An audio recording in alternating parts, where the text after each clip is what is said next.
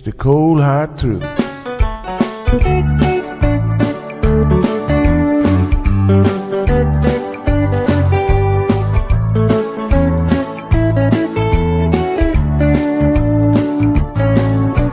Everyone really want to know what's going on with her show.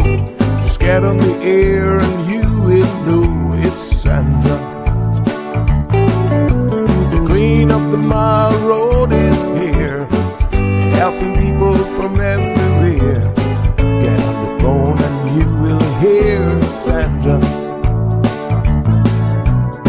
Now she will tell you how it goes, but don't you ever step on her toes, 'cause you will hear the cold hard truth from Sandra.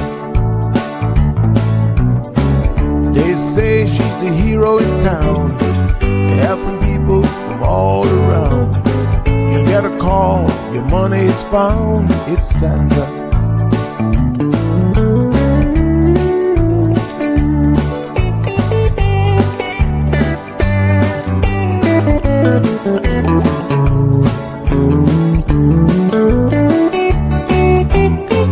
Some will call her late at night just to say that there is a fight, and she will not just leave it alone.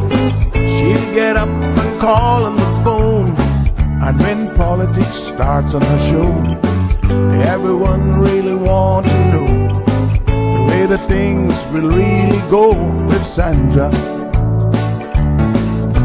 And some will start to criticize, get on the show and tell pure lies, but someday we'll realize it's Sandra.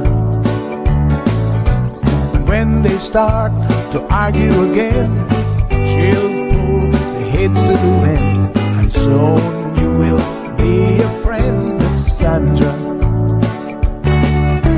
'Cause every day everyone wanna hear from Sandra. 'Cause every day everyone wanna hear from Sandra. 'Cause every day everyone got to hear from Sandra. 'Cause every day everyone got to hear from Sandra.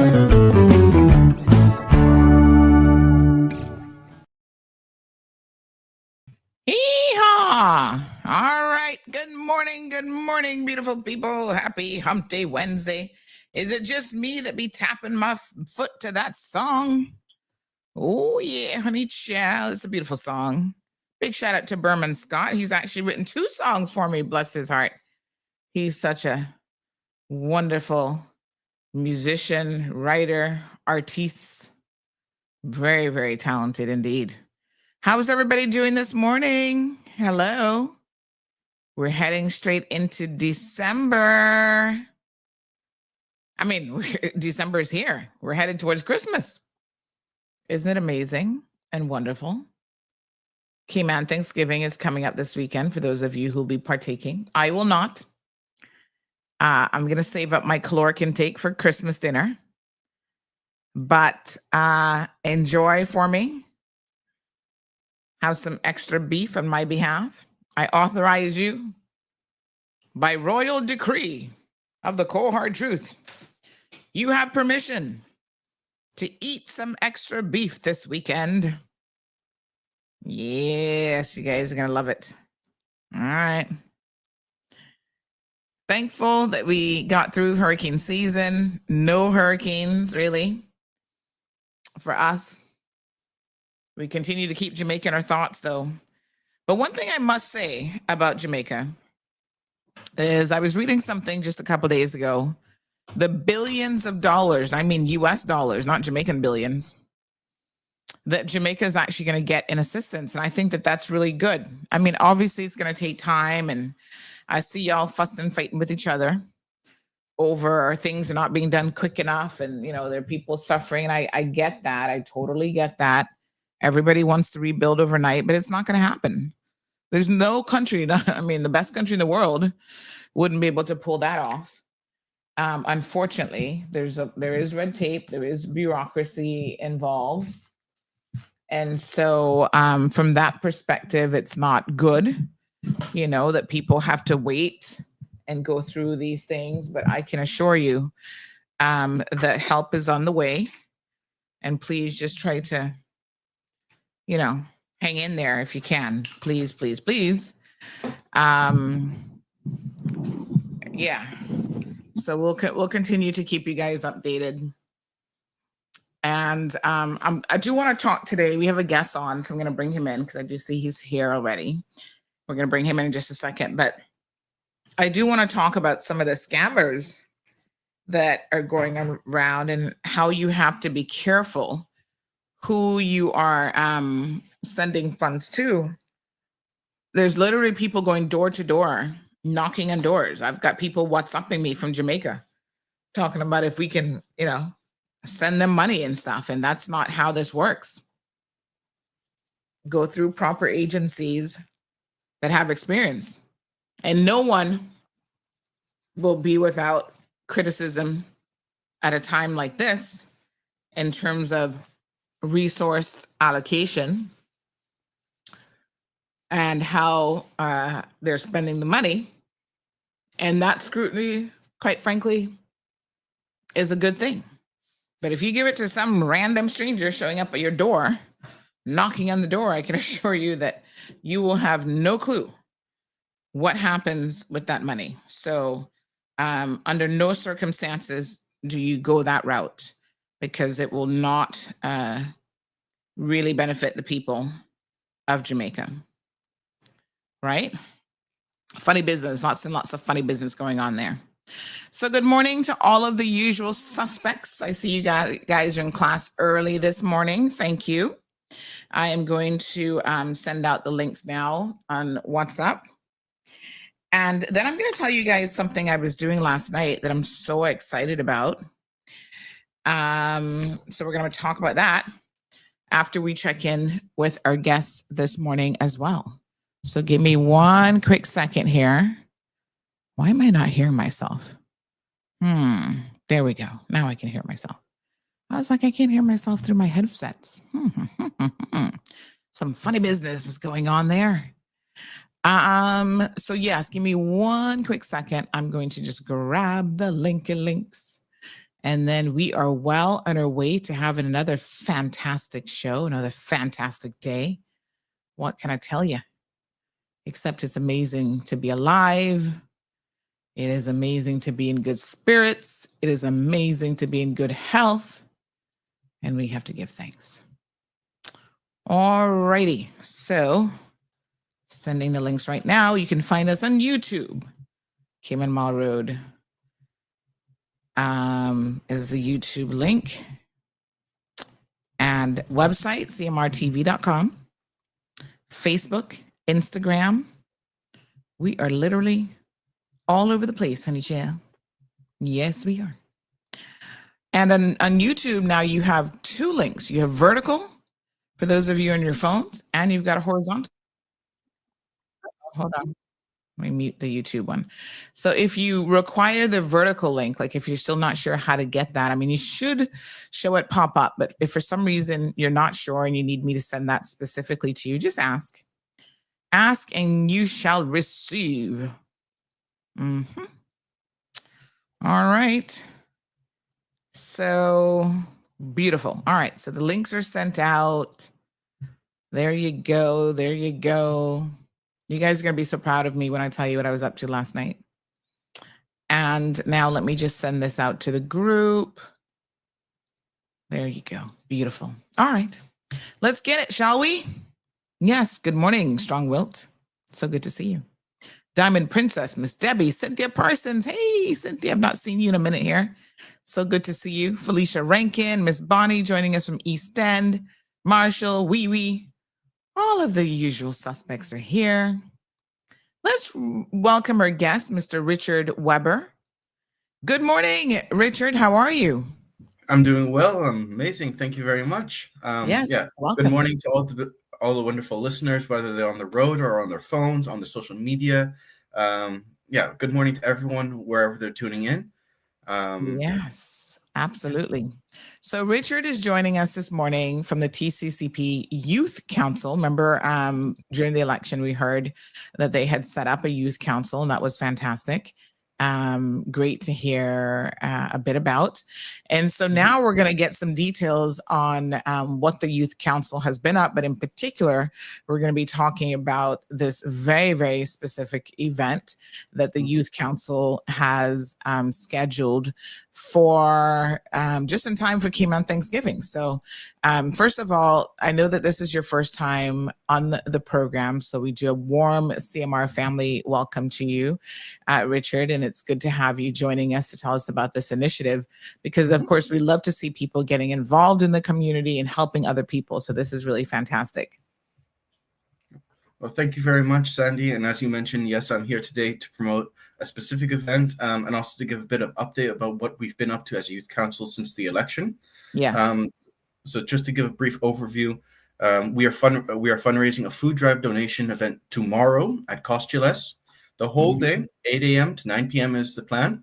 And the food drive is to promote food collection for food pantries throughout the island from West Bay to East End. Yes, thank you for providing the flyer. And yeah, we are looking for any donations, for instance, whether they be canned foods or dried rice or dried pastas. As mentioned, we already have collection pantries partnered with. And so this is the final goal, ensure that this event was as widely reported, spread in the community as possible to raise awareness. And as you mentioned as well, this is all done in effort for Cayman Thanksgiving, that with the conclusion of the hurricane season, that we have had, for some individuals, a buildup of excess supplies, pantry supplies, and that this is a brilliant way to conclude the end of the hurricane season, to offload any items that are no longer needed for your personal household, but then still be able to contribute back to your broader local community through this food drive effort. Yeah. This is fantastic. I like this idea. I like it being, right around Key Man Thanksgiving. And I also, really, really love what you say that, a lot of times we need to kind of refresh our pantries coming in and out of hurricane season. Although these goods, especially if they're canned goods, they seem to last forever. But it's a good way to make a donation back to the community. And, the food pantries are really, really important. The food bank, we need to have them on the program at one point soon, but they really service a large portion of the underserved community. So they do an amazing job. So I'm really, really happy to see that you have this drive on. So folks, you can participate. And what I like to do, I'll pop by tomorrow, I'll put it in my calendar. For an event like this, what I actually like to do is I like to just go into Costules and buy a bunch of stuff and come out and donate it. Like just put it in your donation bin. So you can do that as well. Like if you don't necessarily want to take anything out of your own hurricane supply kit, then you can certainly just run into Costules, $25, $30 worth of goods can really go a long way to helping those in need. So all canned and dried food items will be accepted. Will you be accepting any monetary donations? Because I imagine some people might just want to give you a low $25 donation. Are you prepared to accept that as well? Oh, we're prepared to accept it, of course. Of course, this should be segregated out and evenly distributed across I believe it's 7 total food pantries that we have had partnered up with. So, of course, as you mentioned, for some individuals, it's easier to give a monetary donation, which we will facilitate. But with the food pantries that we had made the arrangement to provide them with the supplies. So we would prefer if that's possible, but again, there's no impediment if you would like to give a monetary donation. That would also be facilitated and would be evenly distributed across all of the partnered pantry organizations. Fantastic. So tell us a little bit, while people are ruminating on that, tell us a little bit about what the TCCP Youth Council has been up to. First of all, tell us how the council was formed. Have you been a part of the council from inception, or how long have you been involved? So my personal story is that I've been involved with the Youth Council since its inception prior to the election. Subsequent to the election, we have been meeting up on a regular basis, I would say once or twice per month at the bare minimum, to be able to establish, one, what is the kind of function that we want to see happen from the Youth Council, and where do we see ourselves within the broader Caymanian community? Do we see ourselves first as a youth voice to government, or do we see ourselves separate, and so on? So we've been able to have these nice meetings to be able to determine both what are our issues as a separate body to the governing party. So that is to say, what are our top 3 issues as youth? And then from that, what can we do to work on those issue topic areas? So to give you to give your listeners a frame of reference, in our first meeting, we discussed what are our main topic areas of issues as youth, that being persons 18 to 30. We had reflected it would be cost of living, job opportunities for new entrants into the workforce. And so in service of the job opportunities, we had launched a public awareness, public awareness campaign and event called Pizza and Policy. The idea being that this was a more toned down event for persons 18 to 30 to be able to learn about job opportunities in the Cayman experience and reflect about the difficulties that they were facing, almost as a community town hall format. This proved to be quite successful, and I was able to have personal stories recollected to me about individuals who are facing issues, finding opportunity to be able to present themselves and at that particular event, and be able to reflect that they were not alone in their struggle, that the issue of, for instance, job opportunities is well apparent within our islands, and to have been able to produce that forum where that conversation was held was, I think, to me personally important to be able to reflect that, because in my life, being born and raised in Cayman, it's so often that, we only ever hear the politicians' ear during election season. And so to have this, undertaken after election season, possibly when there is the most scrutiny done on the government, to have been able to produce this forum and be able to openly say, 18 to 30-year-olds are facing unique pressures that other generations before may not have had. 18 to 30-year-olds are facing that pressure in a globally competitive job market. So we have to be able to look at how we can safeguard our Caymanian youth in, this world of today, and to be able to nurture and provide for them so that, in the next 20 or 30 years, when the current persons in government, in civil service, in our broader financial services industry, age out, retire away, that we have that talent to be drawn upon in Cayman.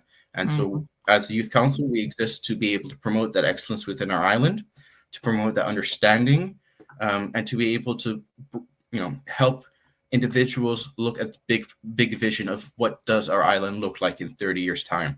How can we help conceptualize it? How do we visualize it? And what steps do we need in order to get to there? And so I mentioned that as the big event that we had produced prior to this food drive. This food drive is our second big goal of this year, and this was a more direct into the community approach.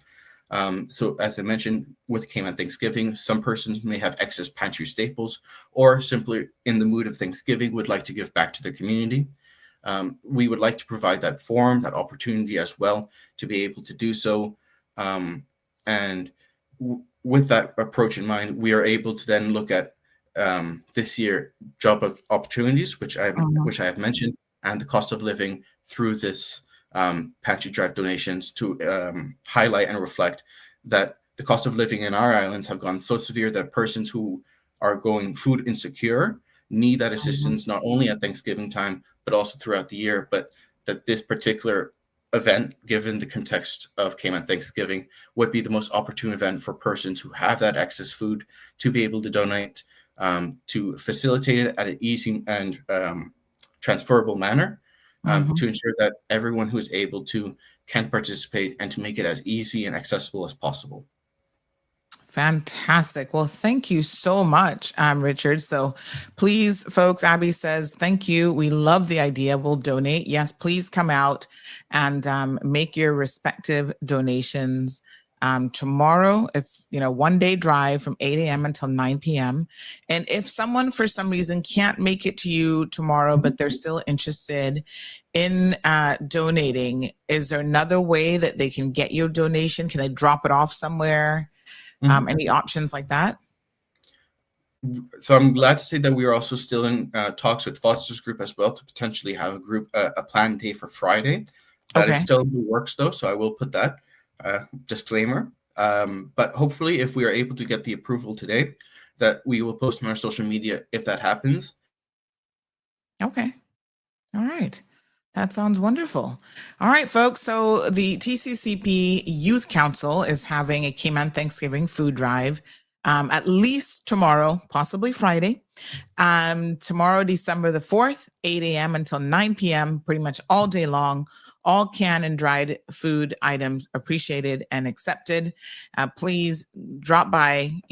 If you want to do a little monetary donation, that is also an option. But really, they would like for you to have the goods because it's easy just to hand the goods over then to the food pantries and the food bank and so forth for distribution in the community. So this time of year, we sit here with our gluttonous selves, me included, and we talk about all the amazing food that we're going to eat and overeat, put on a few extra pounds, and yet there are people in our community who do not have that luxury, who will not, be able to have the Cayman beef. They're not going to have turkey and ham. And so, unfortunately, they will be going without. So let's join forces with the TCCP Youth Council to ensure that as many people as possible will at least be able to have a basic meal around Thanksgiving, Cayman Thanksgiving, and around the Christmas holidays as well. So the pantry and the food bank really services a lot of people in the community that are in need. So step up to the plate, folks. I know that you guys can do it. I have lots of faith in you. Now, is there any kind of an email contact, Richard, or social media handles where people can reach out to you? Yes.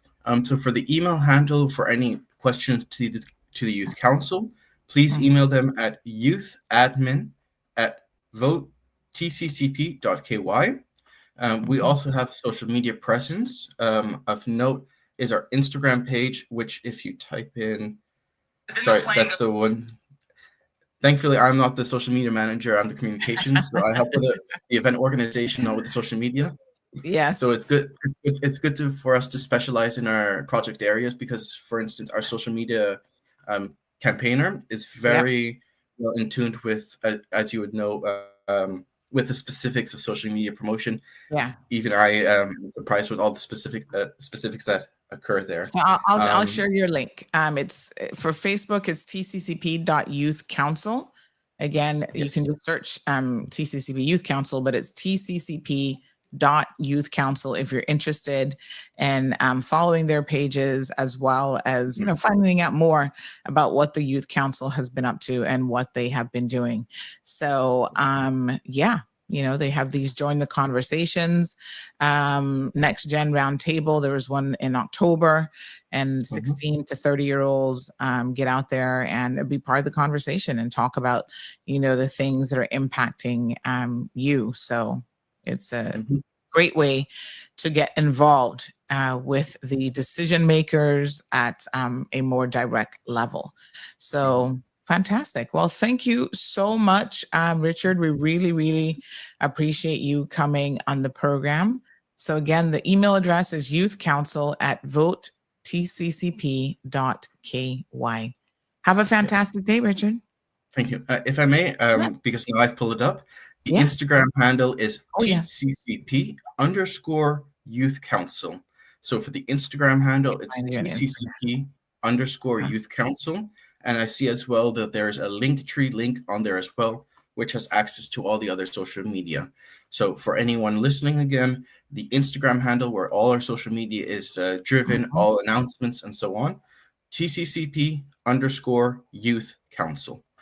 Thank you again, Sandy, for the opportunity for me to announce this project that we have tomorrow. We appreciate the outreach that CMR has in our community, and to be able to provide this platform for this food donation drive in light of Cayman Thanksgiving is very well appreciated, and we thank you for your voice and for lending a voice to the youth. All right, you're absolutely welcome. Richard Weber, folks, on behalf of TCCP Youth Council, good luck with the drive tomorrow. All very right, much. Thank you. All right, folks, I know you guys will go out and give. I'm keeping my eyes on you guys. Make sure now. We're all about giving back to the community. Like I said, sometimes we don't appreciate how much people are in need, especially.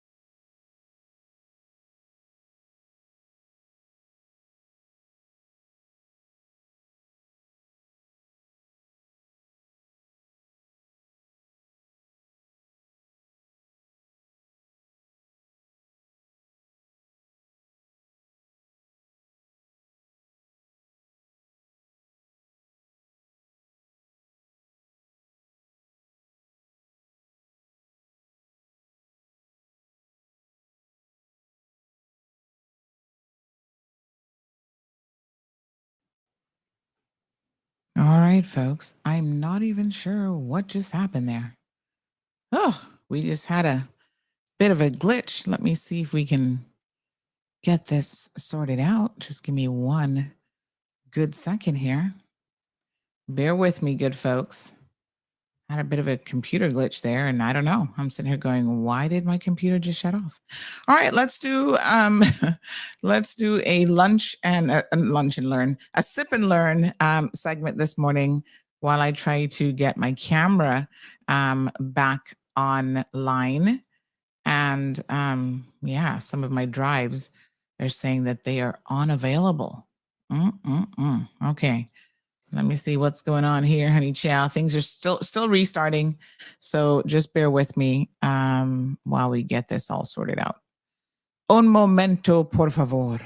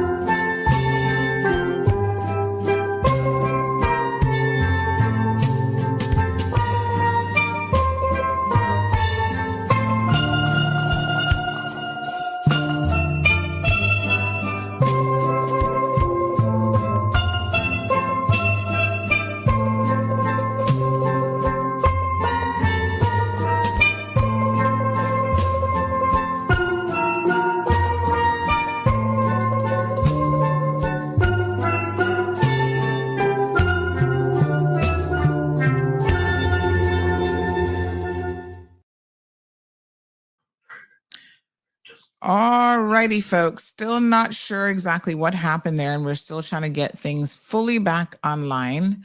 But in the meantime, not even my camera is coming online. How weird is that? All right. In the meantime, we will continue with what resources we have available. I think I can get the camera back by just unplugging it and replugging it. So let me try that. And then there's actually a video I wanted to show you guys, but unfortunately that drive is just not coming up as available. Strange things happen sometimes in this studio that I cannot explain. I don't know what happened just now. All I know is kaboom. The camera, everything just shut down. My computer shut down. It was weird.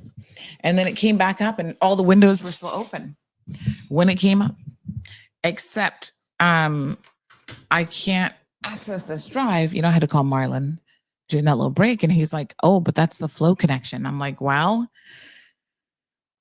normally that connection is pretty good." Oh, I think it's finally back now. So weird. Did we have a power outage? I don't know. Let's move on because I don't know what that was about. All right. So listen, couple things I want you guys to be cognizant of. And this is really all about the fact that we have to be very, very careful when it comes to the respective donations, that are being requested, especially in light of the fact that there's so many people who will seek to take advantage of the good-natured world right now, as well as those here in the Cayman Islands. And so I want to caution people. It's sad that we even have to have this conversation, quite frankly, because we want to encourage people to give as much as possible and to assist as many people as possible. But unfortunately, we now know through experience that some people are just out there trying to collect money that they will pocket themselves. You have no way of knowing somebody who's just randomly knocking at your door, what they're going to do with the available resources that you give to them, whether you're giving money, and that's what they want, right? These people are not going around. I'm trying to get a video actually here that I will show you guys. So unfortunately, they're not going around asking you for canned goods.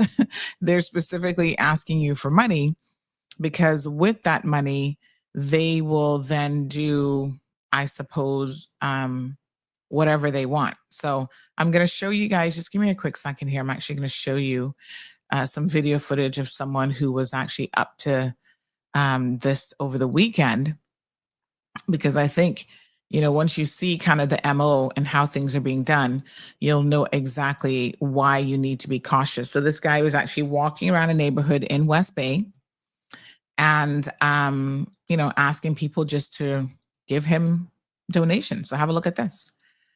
Here we go.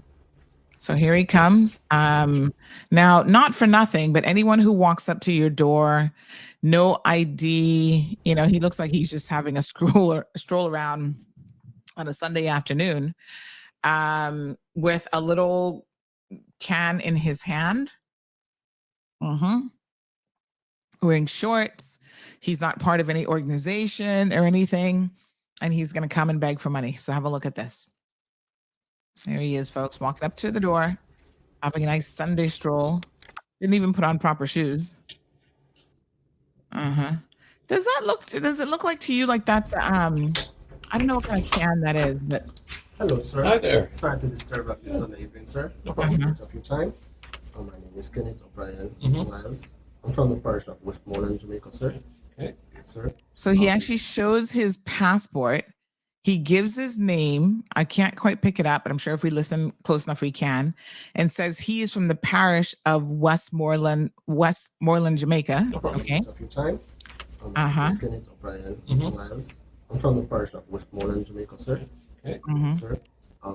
This is a video actually of my house that was destroyed during the storm in Jamaica. Okay, so he's actually showing pictures on his I was phone. walking around looking at donations, $1 or anything. Sorry, sir.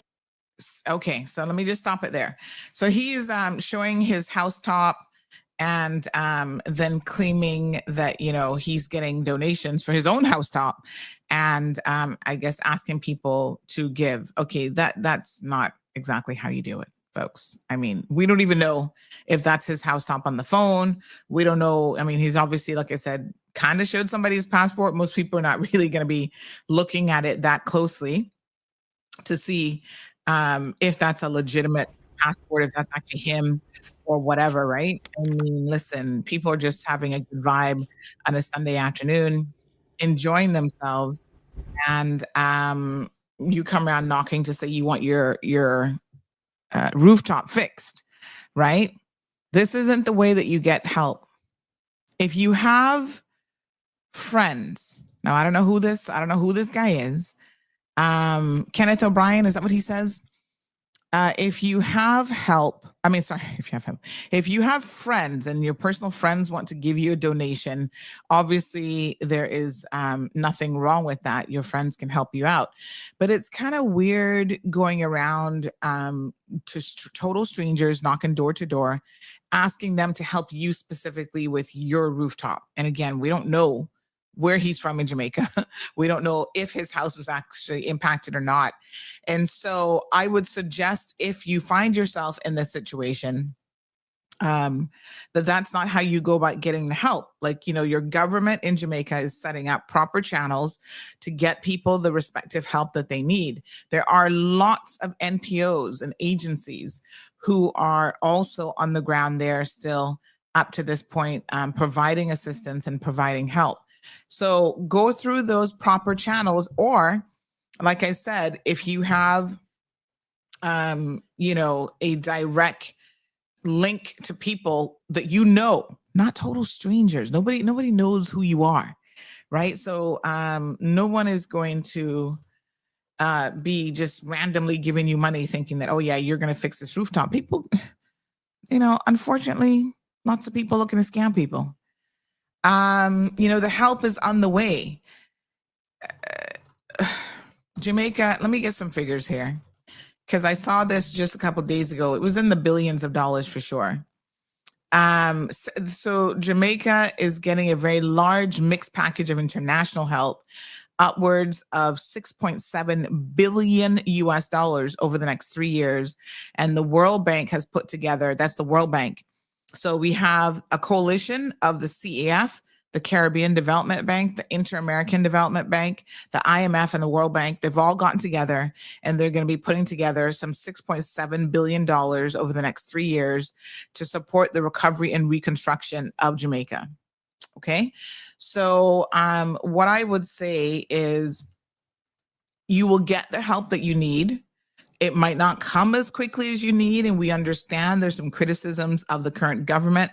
We're not really going to get into that. If you want to get into that, tune in on Mondays to Make We Talk with Jeffrey Tavares. He does all of those bits and pieces, so he will, you know, give you some details on that. He actually had some, I understand this past Monday, he had some government officials on talking about what they see as the issues with the faster delivery of the services. We're going to leave that to them. That's their internal affairs.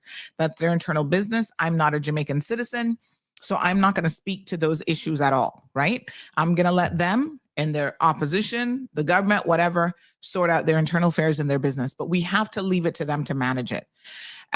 We can provide assistance. Like we said, our government stepped up to the plate, the very first ones to have done so, and got in there and offered over $1 million worth of assistance, and the money will continue to come.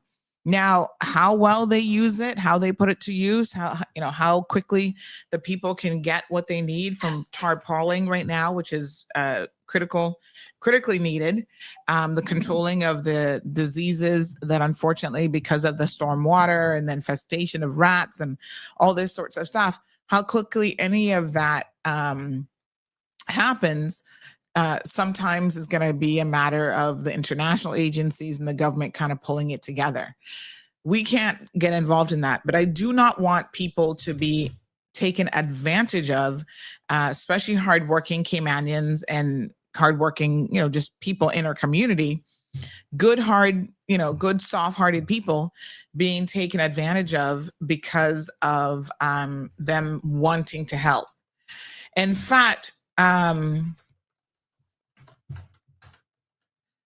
me give you some information about a local shipment, because I saw someone sent me something this morning saying, oh, so-and-so is collecting donations, monetary donations. And I said, okay, it's interesting because just a few days ago, I understood that same person who was, saying that they were going to be putting a ship together and sending off goods, the ship, I forget the exact amount, so I don't want to say it because I don't want to get it wrong. I don't want to misinform anyone. So I'm just messaging one of my sources to try and get the amount. But there was a large amount of money that was required for that shipment of the container of goods. Now, this is what I told you guys, y'all can anybody can collect a container, but the logistics of getting it there, paying for it, of getting customs cleared and all this kind of stuff is not as easy as you think. And as many of you might want to be critical of the Cayman Islands government, even cussing our government about, oh, well, why don't they give us free luggage on Cayman Airways going to Jamaica? Your own government is not giving you any sort of compensation or, breaks on this sort of thing. So you still have to pay duty on stuff that's being sent in. Trust me, I know. My husband just sent some stuff to help people in Jamaica. And we had to provide receipts for those goods. And the shipper's like, yep, this is all going to be dutiable. So the government of Jamaica isn't saying, well, if you're trying to help people in the community, it's going to be duty free. No, they're still collecting their coins, because I guess their argument at the end of the day is they still have a country to run. And they're still going to need that money in addition to the billions of dollars to try to rebuild the country, which has been, that part of the country has literally been devastated by Hurricane Melissa. They can't afford to give anybody a break. I'm not going to argue with their policies. Quite frankly, that is a matter for them. But what I'm telling you is Caymanians thought that they could somehow get container load of goods there. And now my understanding is that those goods are actually stuck awaiting payment. So, this is an unfortunate situation, because one thing I know for sure is that if we allow the goods to stay there at the port in Jamaica, they will disappear for more reasons than one. The first reason is the government will actually confiscate the goods themselves for non-payment and dispose of them. And so that doesn't mean that it's going to get to the people that need the help. They're not going to necessarily dispose of it in that way. They have means and ways that they actually auction off stuff that has been sitting there and can't be properly cleared. So if that happens, what a point. What was the point of sending all of those goods to people in need? It kind of defeats the entire point, right? So once again, that's why the agencies that know about logistics, they know how this works, they work with government. Those are the ones who have said, by all means, please do not try to do this on your own, because you will run into unforeseen hiccups that you did not anticipate and that you, just don't even understand how it's going to work. So Horace says that person don't sound like a Jamaican, looks like an African. Let's look at it again and see. So let's see. I mean, you can't go off of looks, but we don't have too many Africans in Cayman quite like that. Let's see. Hello, sir. Hi there. Sorry to disturb at this Sunday evening, sir. No problem. Just a minute of your time. No, that's a Jamaican accent. Miles. I mean, he's speaking nice and proper, but that's a Jamaican. That I know African. Africans have a very distinctive, no matter how, they have very distinctive accents. So that is not an African, Horace. That is a Jamaican. Listen closely to what he says. When he starts to talk, you can hear it. So, yeah. Hello, sir. Hi there. Sorry to disturb at this Sunday evening, sir. No Just problem. a minute of your time. My name is Kenneth O'Brien Miles. I'm from the parish of Westmoreland, Jamaica, sir. Okay. Yes, sir. And obviously he was presenting his Jamaican passport to show that at least he's Jamaican. Whether he's from Westmoreland or not, only God knows. Priscilla says that guy has been going around since a day or two after the hurricane. I gave him money too. Oh my gosh, Priscilla, you were hoodwinked. Sorry. And he's still going around. He probably got enough money to buy and fix several roofs by now. KK says his house top or possibly someone else's house. Laughing out loud. Secondly, he better go seek help from holiness. Again, we have no way of knowing what Mr. Kenneth O'Brien or whatever he claims his name is going to be doing with that money. Oh, did your internet go down as well? Oh, thank you, Plain and Straight. That might explain it. Oh gosh. Okay. All right. Glad that we're back. But yes, you got to be discerning. And like I said, I hate to even have this conversation because, we're not trying to be mean or anything like that. We want to help, but you have to make sure that you do it the right way.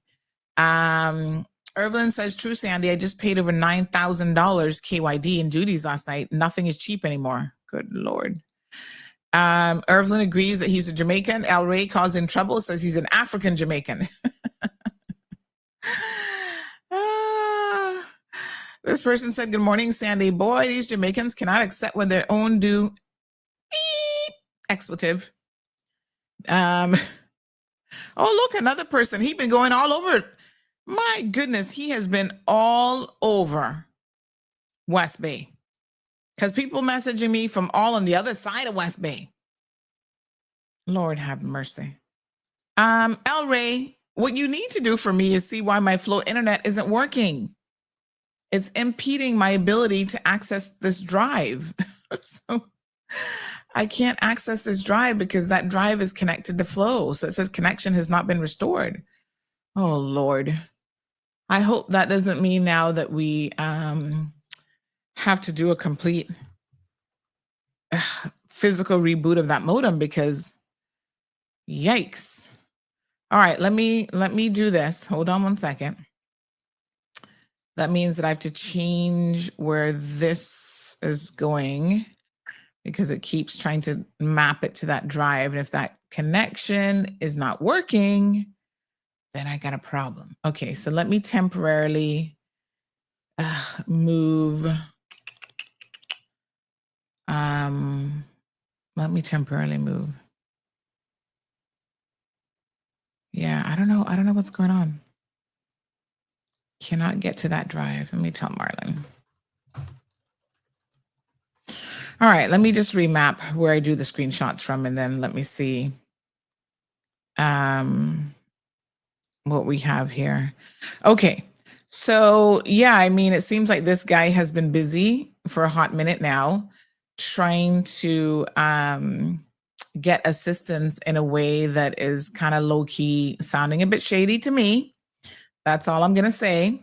Again, not having all of the details. I'm not fully judging. However, God gave us common sense for a reason. So when we have our good common sense, we must use it. This person says, oh, yes, he rang my doorbell also. Now, this person, just to give you context, right? She lives all the way on the other side of West Bay. So this guy is driving around and walking around neighborhoods all over the West Bay community. Because so far, everyone that has said, yep, I've seen him. He's been targeting West Bay area, which means he probably just lives in West Bay, right? So this person says, oh, yes, he rang my doorbell also. I told him I was sleeping. He said sorry and left. He was on a bicycle. Okay. This is not our Cayman culture. Once again, we're importing these habits. I mean, I am very aware of the local crackheads that knock on their doors saying that their car broke down up the road with their wife and baby and they're begging gas money. Oh, really? They have such a complicated story? But we know who they are and they take a hint eventually. But this is not us. Definitely was a Jamaican. I did help. My government gave $1.2 million to Jamaica. So he seems to be going around the neighborhood. So now that I have confirmation that that is happening, no bueno. And what I think, hold on one second. What I think here is that, of course, he's running a scam. Okay. Even up to yesterday, you guys might have noticed there was somebody who called me during the show and I couldn't quite hear them.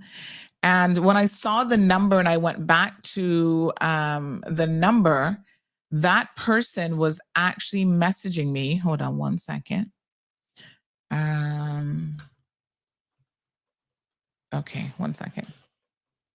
That person was actually messaging me, and I'll read you the message here, trying to get assistance from people here. And I mean, I don't know who this person is, right? So they say greetings. I'll share the message with you guys. 1 second, let me just screen grab it. And they keep repeating the same message. And then they've called a couple times. They first started messaging on Saturday. And this was the initial message from Saturday. Now, this is the CMR number. So I know that this is someone who obviously does not know me because they would have my personal number. So let me just see here now. Here we go. Greetings, Mrs. I'm afraid, but to my respect, I should have pronounced you by your name. Well, that's because you don't know my name. So how are you gonna pronounce me by my name? But I don't remember your name. My apologies. Okay. Nicholas Patterson here from Jamaica. I was affected by Hurricane Melissa. My housetop was damaged along with some other issues. Okay. Before Hurricane Melissa, I usually work, but since the hurricane, I'm out of a job for now, but I don't get through with any part-time work as yet, but I'm still on a search. That was at 6:38 a.m. on a Saturday morning, honey child. Then he messages again. He says, greetings, Mrs. Bryan. I don't know where he got that from. How is everything? Hope all is well. I'm Nicholas Patterson here from Jamaica. And he kind of repeats a lot of the same thing. I would really appreciate the help, but if you can't, I will understand. My respect. I'm sure, what did he say? But I'm still in a search and I'm in some financial struggles for now. So I'm asking if there's any possible way in which I can get a little assistance if you can. Then he provides his contact number. This is the number he's WhatsApping from. And then he continues to message to say that the data signal is poor. And then we reply on yesterday to say, how can we help? And he pretty much repeats the same message over and over again. No matter how small, I would appreciate. Thanks again. So let's give him a call because I'm kind of curious. And as to how Nicholas even gets a hold of anybody in the Cayman Islands on WhatsApp and starts asking for help. So let's give Nicholas a call to find out what his story is. Mm-hmm.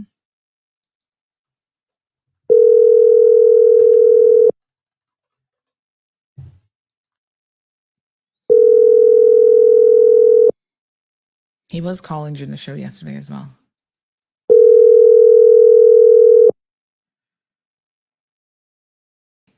Plain and Straight says he's riding a bicycle today, but he will soon be driving a car. He's raising enough money to do that. Can you see a picture? Hold on, Jasara. So let me show you what he looks like walking up.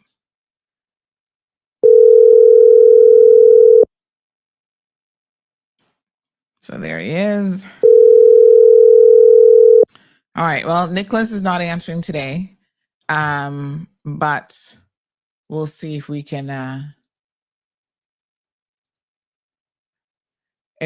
get some further details from Nicholas on, how and why he's just randomly messaging strangers about this, because it would be interested to see, what logic he's utilizing. So, yeah, I don't know who this guy is in West Bay, but again, you're not really supposed to be doing this. But there you have it.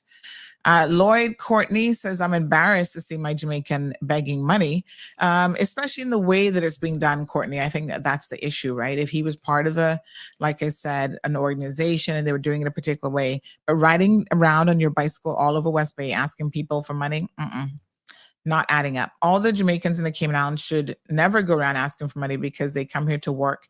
Tell them to stop. Well, it's not even that. If you do it in a particular way, where the way that it should be done, essentially, where you're part of an organized effort, you're part of the Red Cross. Listen, if you want to help your own people right now, the best thing you can do is go and join up with other organizations that are organized. They have a known reputation for being able to assist people and do it that way. So the government of Jamaica, I want to again really just stress that there are official channels that you can use to make your donation. So by no means am I saying to people, don't make a donation. I'm saying help. The help is needed. And this is how you do it. So we have the Support Jamaica Hurricane Melissa Relief. The official website is there, supportjamaica.gov. Is that JA? Hold on, let me get you all.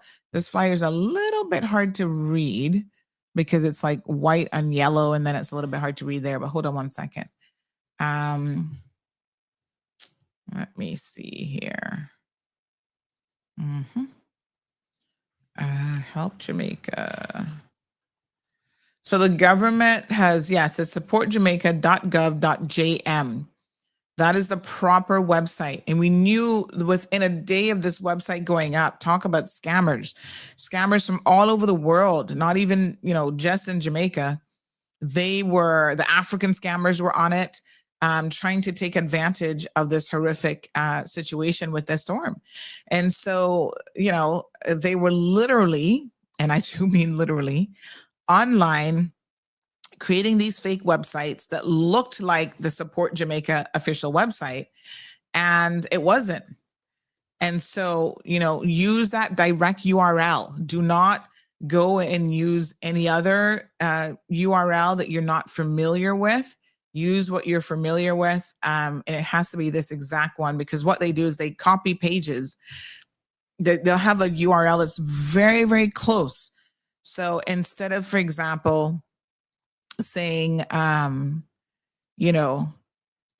support,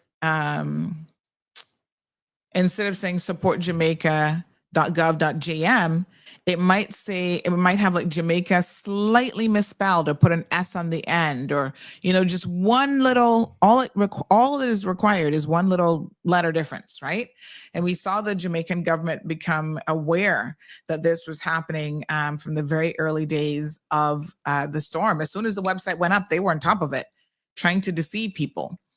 And we wrote an article about this. The government of Jamaica warned people to please don't fall prey to this, because we know they knew that a lot of people would be trying to send money and trying to help. And here we are having groups from Africa, all over the world, trying to scam people. So just be careful. Make sure you've got the exact URL. I've copied it here so that you can just click on that, and the people who need the help will be getting the help, right?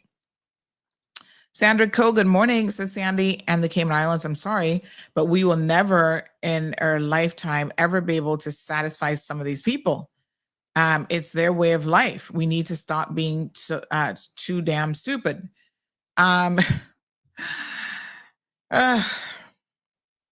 Well, I mean, yes, some people will not be satisfied because, like I said, they're just trying to take advantage of a situation. They're hoodwinking people.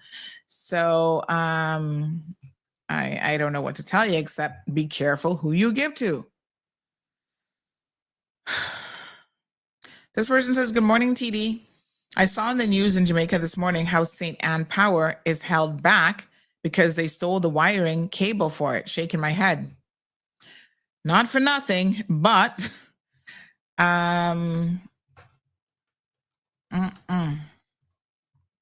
Jamaicans can be their own worst enemy. Some of you just get it all wrong. So let me just say this then. let's talk about some of our own scammers. This person says, no, this sounds like an African scammer. Someone says, good morning. What about this criminal Kevin Moxham selling stolen Rotary tickets? Oh, yes. We've not had an opportunity to talk about this, but let's go there. Because unfortunately, here in Cayman, we also have our own homegrown, homespun scammers. And so this one takes the cake. Now, does anybody have a picture of Kevin Moxham? Like, I want to see what he looks like. There's some doubts that he's even a Moxham. Some people say, you know how Cayman stores go, honey child. Some of y'all need to be doing some DNA tests, not for my benefit, because I know who my papa is, because I look just like him. So some of us can't hide. However, some of you need a little bit of help in that department.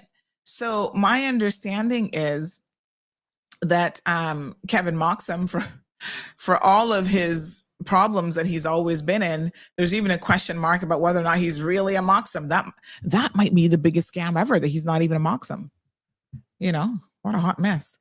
Anywho, listen to this now. The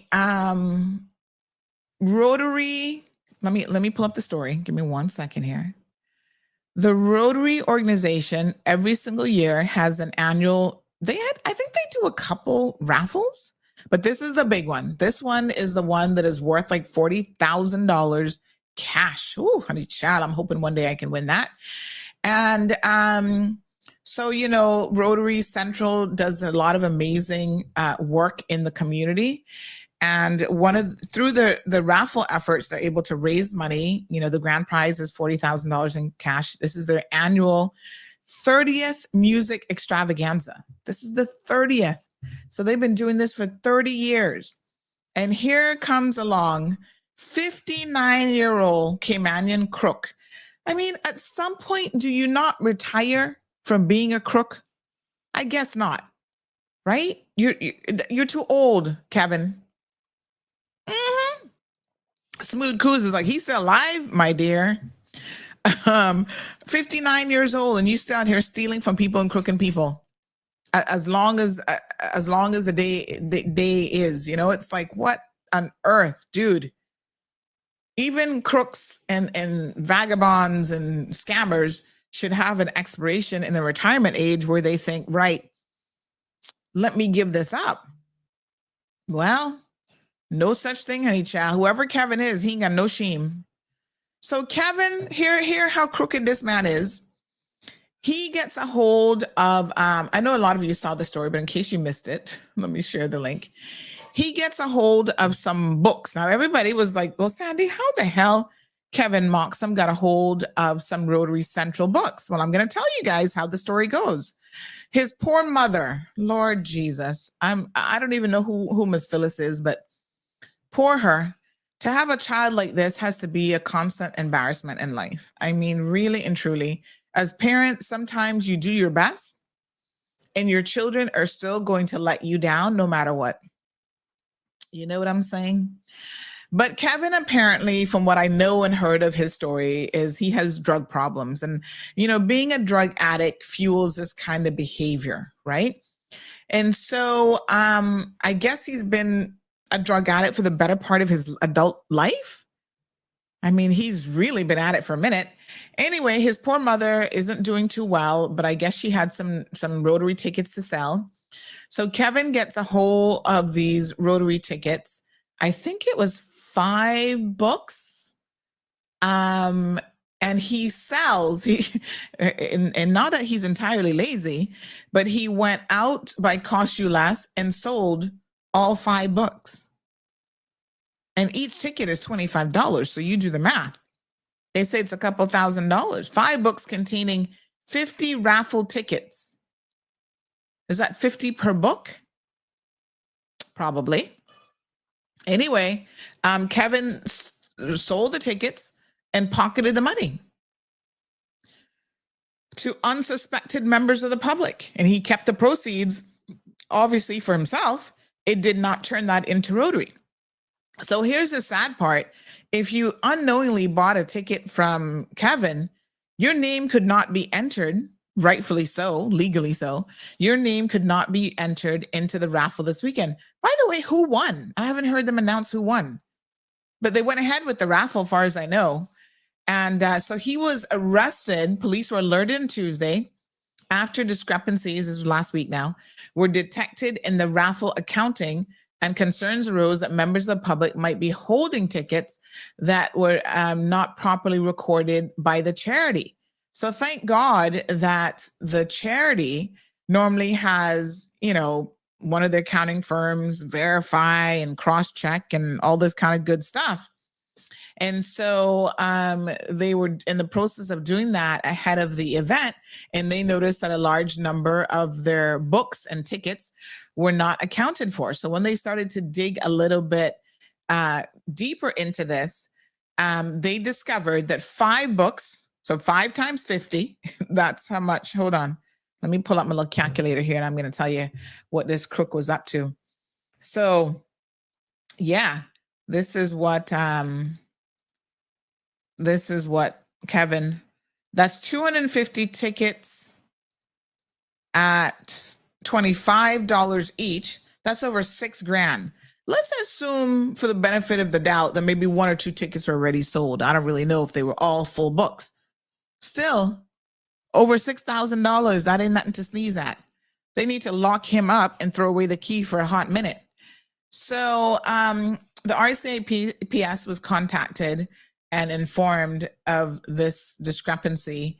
And once they started to investigate, they discovered that Kevin, I'm sure they have all the footage from Cost You Less, that this is what Kevin was out there doing. What a damn crook, I tell you. So if you purchase a ticket, look at your tickets now. I bought 4 the other day, but it wasn't from him.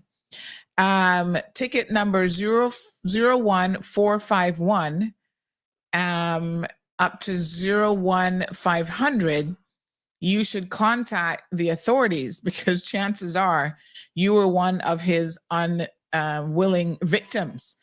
And you can contact the RCIPS at 949-4222. And you can also reach out to M. Bodden. So you can contact the police, or you can email Rotary at mbodden.racd7020@gmail.com. So what a damper. Kevin Anthony Moxham, and he's always in trouble. He's a habitual user. He's a habitual thief. He's done community service before for stealing and cashing checks. So he has a known history of theft associated with his addiction issues going back into the 90s. You see his name all over the place on Offshore Alert for being First Home Banking Limited, CNB, a bank and trust company. Everybody has sued Kevin because he's always up to some nonsense or another, supporting this really bad habit of his. So this person says, as far as I'm aware, Kevin has drug problems, always on the road begging. Whoever buy those tickets from him fooler than him. Well, I don't know. I don't really know. Someone says his mom works Jake Scott, and I understand that she's not been well. And so that's how I guess he was able to, get a hold of the tickets, because poor thing. I even understand that she might have been in the hospital. And so while all of that is going on, Kevin is out here living his best life, just got $6,000. You know how many crack cocaine rocks I can probably buy? I don't know, but I think it's a lot. I don't have no firsthand knowledge of the going price of drugs, but I do think it's a lot. So yes, what a hot mess.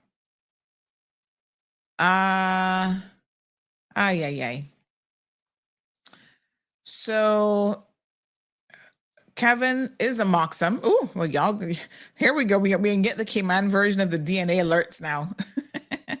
Some of the Moxhams don't want clean Mimina. So maybe they made up that story that he's not really a Moxham. Like I said, I'm not pretending to be DNA.ky. So I have no idea, but somebody says they know who his mom and papa is. They said Kevin is a Moxham. He's a drug addict. Miss Phyllis Moxham is a sweet lady who used to work as a cashier at Jake Scott by the Four-Way by Compass Media. Only if his brother, what? Only if his brothers is Brian Moxham, who works as a sales rep at CDS, and his other brothers, Dwight Moxham. I don't really know. I know Brian a little bit, but I don't even know who Dwight is, who works or worked at Butterfield. Miss Phyllis was one of Rotary's biggest sellers. She's such a sweet lady who isn't doing well. You can imagine how, how far gone Kevin must be, knowing that his mom isn't doing well. And then he literally takes advantage of that. That is just lower than low. Like, seriously, Kevin, get your ish together. And I don't think it's for lack of people trying to help him over the years with his addiction problems.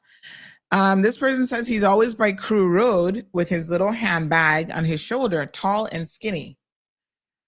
Handbag on his shoulder.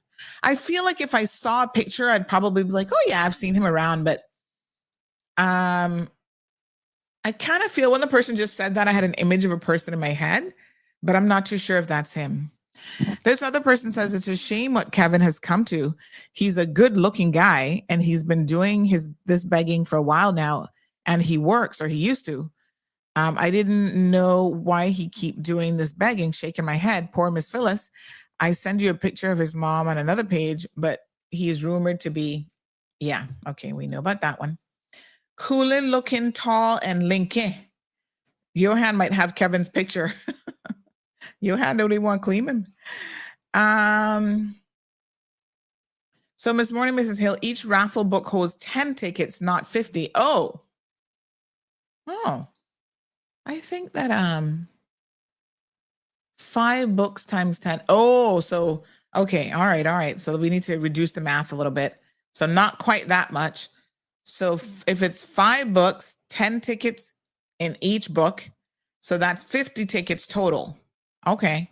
And then we're going to multiply that by $25. Okay, so that's $12.50. A lot less. Thank you for the correction, ma'am. Drug addiction prevents him from stopping criminal activity. Well, he needs to get help with the drug addiction. I mean, pretty straightforward if you ask me. Okay. All right. Well, another one of our own that, unfortunately up to the most ridiculous behavior. Ask Johan if Kevin is a Moxham. Kevin been begging for years. And Strong Wilt says he's Johan's cousin. Lavana, good morning to you. Hope you're feeling okay. Mona Lisa says, good morning, Miss Sandy. Where can I find the winning numbers? Thanks. Well, ironically enough, I don't even know. Normally we would have heard by now. Let me see if we can have a look online. Normally they probably so ashamed this year after this fiasco, but let me see.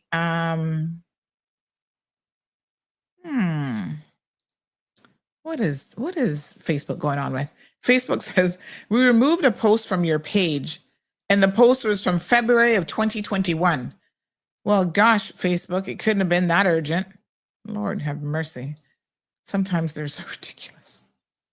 They go back years.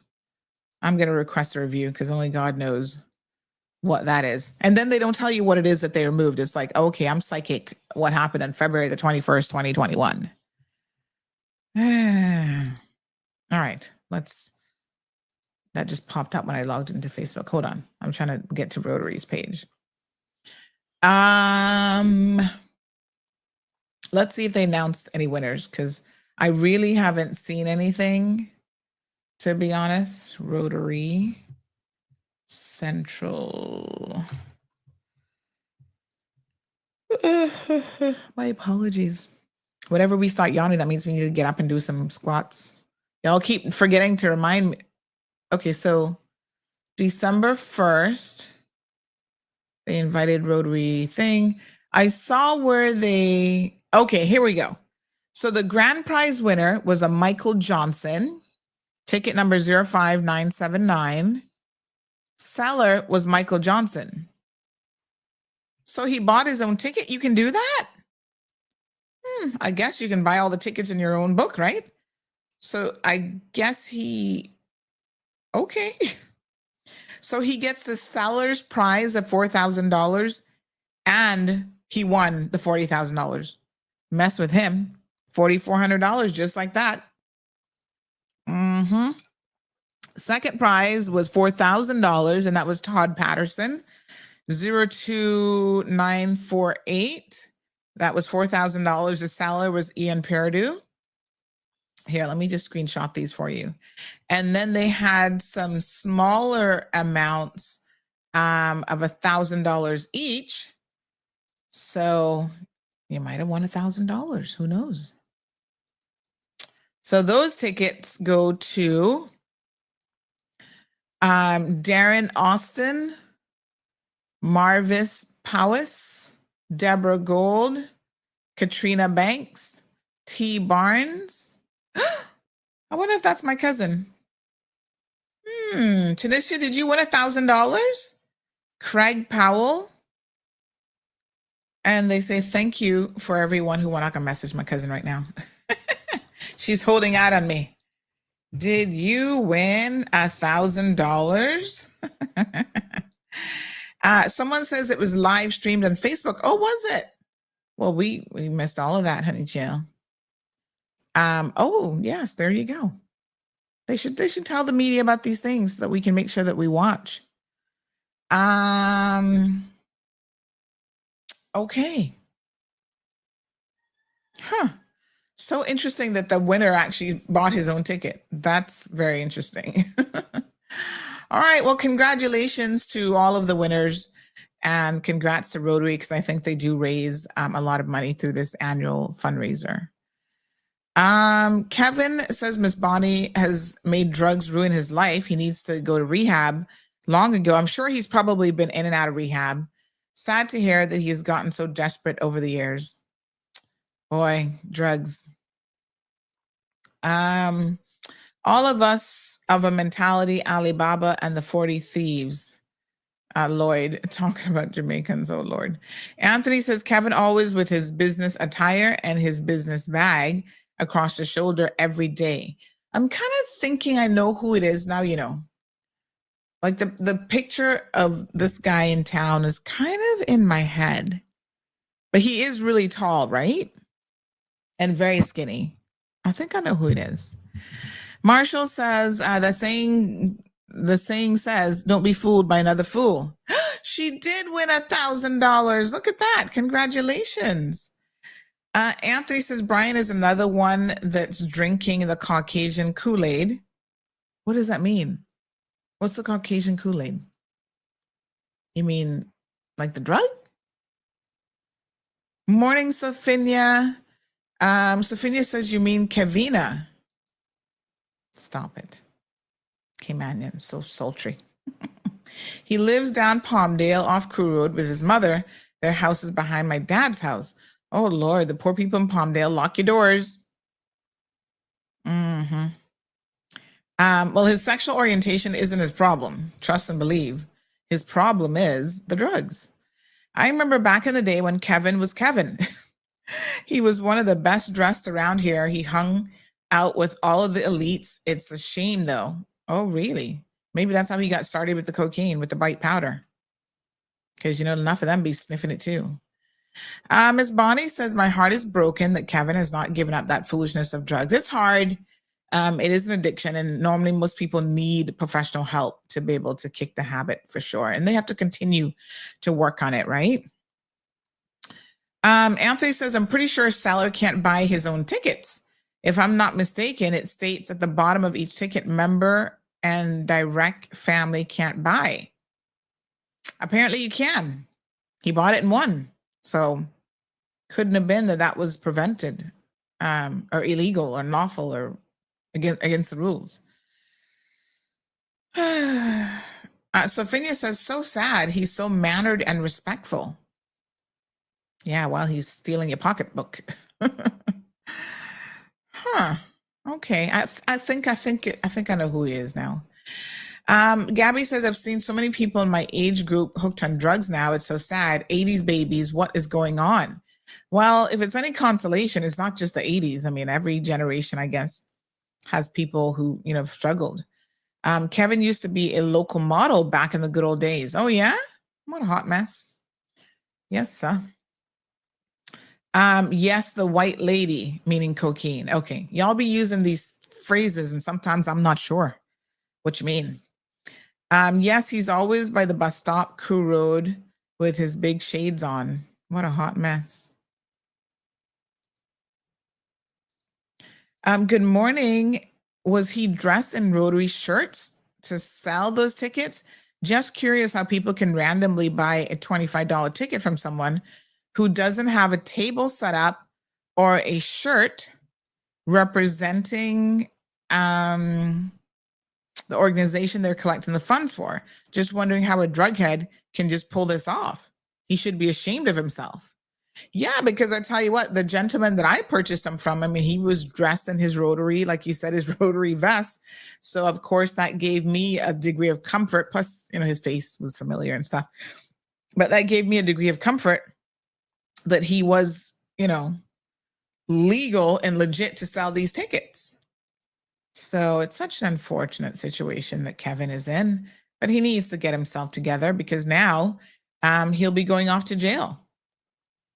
All right, so there is a container of stuff that has left Cayman. I'm trying to just confirm if it's actually at the port in Jamaica. Give me 1 second. And again, this is where I keep telling you guys that you need to be careful. Not every Tom, Dick, and Sherry Ann that jumps up and wants to send off a container is going to do it the right way. So I beg you, please, to get yourselves sorted out. Somebody said maybe he took Miss Phyllis's vest as well. Entirely possible. All right, let me try and find out where this container is. But the story on the street now is that Sherry Ann, who was putting a container together, I believe the container's in Jamaica, but I will confirm that part of the story, that apparently it's not going to help anybody until she comes up with $20,000 to clear this container. So where's the container? Is it in Cayman? Is it in Jamaica? I'm assuming it's in Jamaica, but let me try to find out what the $20,000 is for. And this is what I tried to tell you guys before when I heard that she was doing. I'm like, listen, bless her little heart. I guess Sherry Ann trying a thing. But the last time she tried a thing for Honduras, those containers sat in her yard for months upon months. And there was an allegation, I can only call it an allegation because I was not there with the key and lock and whatever, but there was an allegation that, certain people related to her were going through the containers and taking out what they wanted. I'm being told that is 20,000. The person said, oh, they didn't say what the currency is. Let me ask. I can't imagine how much is 20,000 Jamaican dollars. I don't think that's very much, right? Let me look at my currency converter. I don't think it's Jamaican dollars. I don't know what it is. I don't know how much money that is. 20,000 Jamaican dollars is Jamaican dollars is that no money? That's like $100 US or something. That's no money. So it can't be that. It can't be that you can't find $100, $124. No.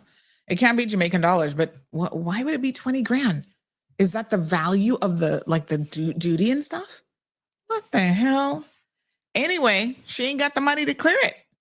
So let me try and find out more of exactly where it is, but oh, yes. I know Miss Phyllis, bless her little heart. Oh, that's him. Oh, yeah. Uh-huh. Mm-hmm. That's exactly who was coming to my mind, honey child. Oh. Okay. We got you now, Kevin. I see you. I see you, little teeth. Mm-hmm. Poor Miss Phyllis. What a bunch of crosses. Ugh. Ay. Well, I was looking for a picture of him, so now that I know where to find it. Thank you, ma'am. My little detectives here in the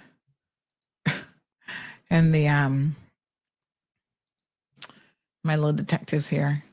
Yeah, boy, he probably has stressed out his mama beyond belief over the years. Poor thing. Some of these Caymanian mothers have really been put through the ringer with their children. I can tell you. No, sir. My God. She's such a lovely lady. She is very lovely. Somebody says, Lord, I be giving Kevin a ride all the time. You better stop. Next thing you know, your handbag go missing.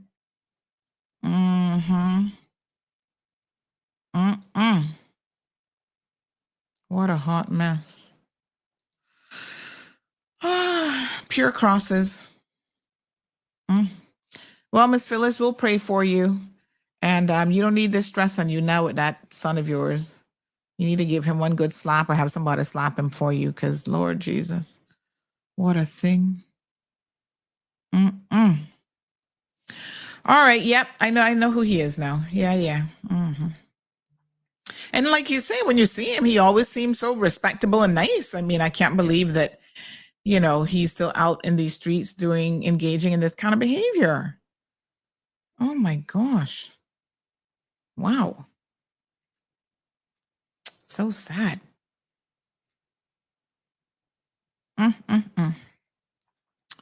Cannot believe it. All right. What a mess. Yeah. All right. Let me see here now. Can you tell me what steps to take if someone misplaced their residency approval letter? I'm sure you can just request it again from immigration. Just write WRC, explain to them, and ask for a copy. I'm sure you have to have ID and stuff like that. I be dogging Kavina all the time. Who can trust her? This person says, Lord, I give Kevin rides all the time to GAB. You better stop it. Them containers are now rental apartments. What do you mean rental apartments? In Cayman or when they get to Jamaica? Well, listen, I can tell you one thing. The Jamaican government will confiscate everything. You think that they'll take the very container. You're not even going to get that back. Good morning, Mr. Andy Martin. How you doing, honey child? He says Johnson won quite a few years ago. He's very lucky. Some people have all the luck in the world. Trust me.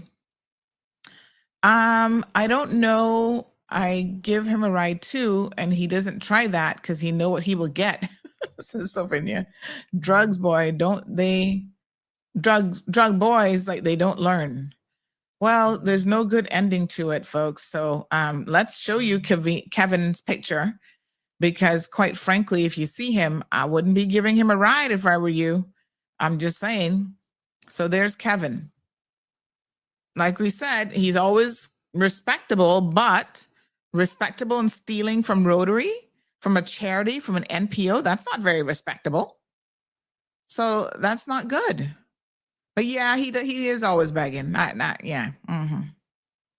So be on the lookout for him, and be on the lookout for this one in West Bay. Going around talking about he need rooftop help. What a mess. All right. So the other scammer that the containers are rental apartments in her yard. Say what? Are you kidding me?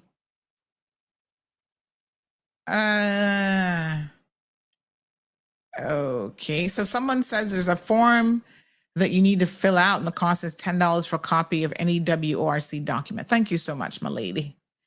Let me just send this to them. You're welcome. All right, let me see here now. Right, so the other scammer that you guys need to look out for, we're going to be posting this one today as a story, because Lord knows there's some people who are hell-bent on scamming people. And it seems to me that they almost can't help themselves. Of course, we know they can help themselves. right? But the rate at which they constantly scam people is just sickening. It's disgusting. And we have featured this guy before, and he continues his scameration. He just refuses to stop. And so he is going to be featured yet again on CMR. We need to have a special section called Scammers Alert. Do you guys remember Davian Wright? We have featured him a number of times. He is into all kind of stuff. He put on a concert with his mother. That was a hot mess. People lost ticket money and all kind of foolishness over that. We have he's in the car business, so he claims that he's selling cars to people. Remember, there's a guy who was on the show and he was like, I need my money back. And then Davian was like, oh yeah, meet me at the gas station. I'm going right now. And he was a no-show. Remember him? Just Google his name, folks. Y'all need to start paying attention to when we're advising you about these people, because Davian continues to scam people. He is a pathological liar. So much so that when he owes people money, let me tell you what he does. He is so dangerous. He needs to be in jail. His wife claims that she don't know anything that's going on, and if he shows up on CMR again, she's gonna divorce him. Girl, if you know what's good for you, you would divorce him, because he's a scammer. Now, the fact that you haven't divorced him yet and you're playing fool makes me think that you probably do know he's a scammer and you're just conveniently ignoring it and turning a blind eye. If he owes you money, he's the type of person that will falsify a transaction. He will do a wire transfer, send you a screenshot of the wire transfer, and guess what? It's completely fake. I don't even know how he does it. The dude lies. He'll be like, oh yeah, I've got $10,000 in my account, but the bank has it on hold because of this and that. And he'll have like $5 in the bank. He is a very, very dangerous person. And I don't know what his status is in Cayman, his immigration status. Does anybody know Davian's immigration status? Because I think he might be married to a Caymanian. And it is high time now that that whole relationship needs to be closely looked at, because these are the types of individuals that we need to revoke their status. I don't care how they get it, right? Marriage, even family connections, we have to have a revocation clause. If you can't be a good, productive, or at least a non-scammer in the community, like you're not causing trouble. Some of y'all not productive, but you're also not causing trouble. We leave you alone. But people like this Davian Wright, it's time for him to go. He needs to be locked up in jail for fraud. And after we write this last article, the RCIPS needs to finally arrest him because he has too many victims out there. And as we said during the election, enough is enough. Someone just said, yes, he has one of those marriages of convenience. The girl afraid of him like puss afraid of a dog. Who is she? Afraid of him? What a damn fool. He controls her. Can you imagine? Now you know that these people don't have no sense. Davian, your number is up now, son. Because I cannot understand for the world of me how you continue to get away with all of the things that you do. It's like, come on, dude. Remember he used to work at FedEx when he owed people money? Guess where he was recently working? They just finally terminated him because they got sick and tired of people calling up their name when he owes them money. If you rent from this One Stop Auto Sales and Rentals, trust me, do not, because this is his company. And so this young man is always up to something no good. My God, Davian, what is wrong with you? He was at FedEx and he got a decent little job working at SEMA, the Cayman Islands Monetary Authority. And he could not just relax himself and stop scamming people. So now he's been terminated from there. They fired him. They got sick and tired of him and his foolishness. And so they've gotten rid of him. Well, wow. Davian, you have got to get yourself together. It is such a shame. Oh my God. Well, he say in 2023, he's got his Bachelor of Science in Business Concentration in Accounting with honors, saying that God did it. Well, that's interesting because I guess that's how he got the SEMA job going from FedEx. You know, obviously you're not a stupid person. At least you were able to get a degree. Hopefully you didn't cheat your way through that, right? In accounting of all things. So how is it that you're constantly crooking people? I do not understand this. Davian, what is wrong with you? My God.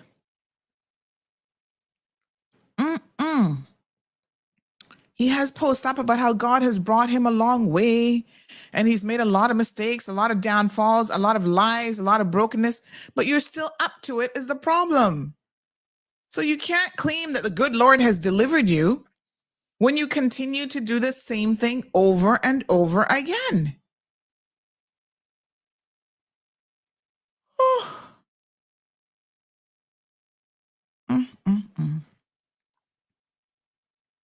Lord. And he's speaking at church event, poor thing. I want to see what the wife looked like. Who is the wife? Which fool Kimanian he managed to get? Send me a picture, somebody. Name and picture requested, please.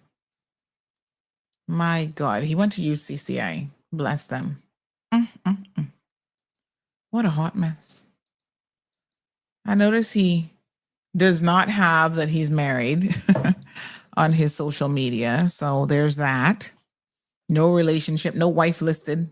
He got cousins, brothers, everybody, but no wife listed. So let me see which fool Kimanian is along for the ride in this situation.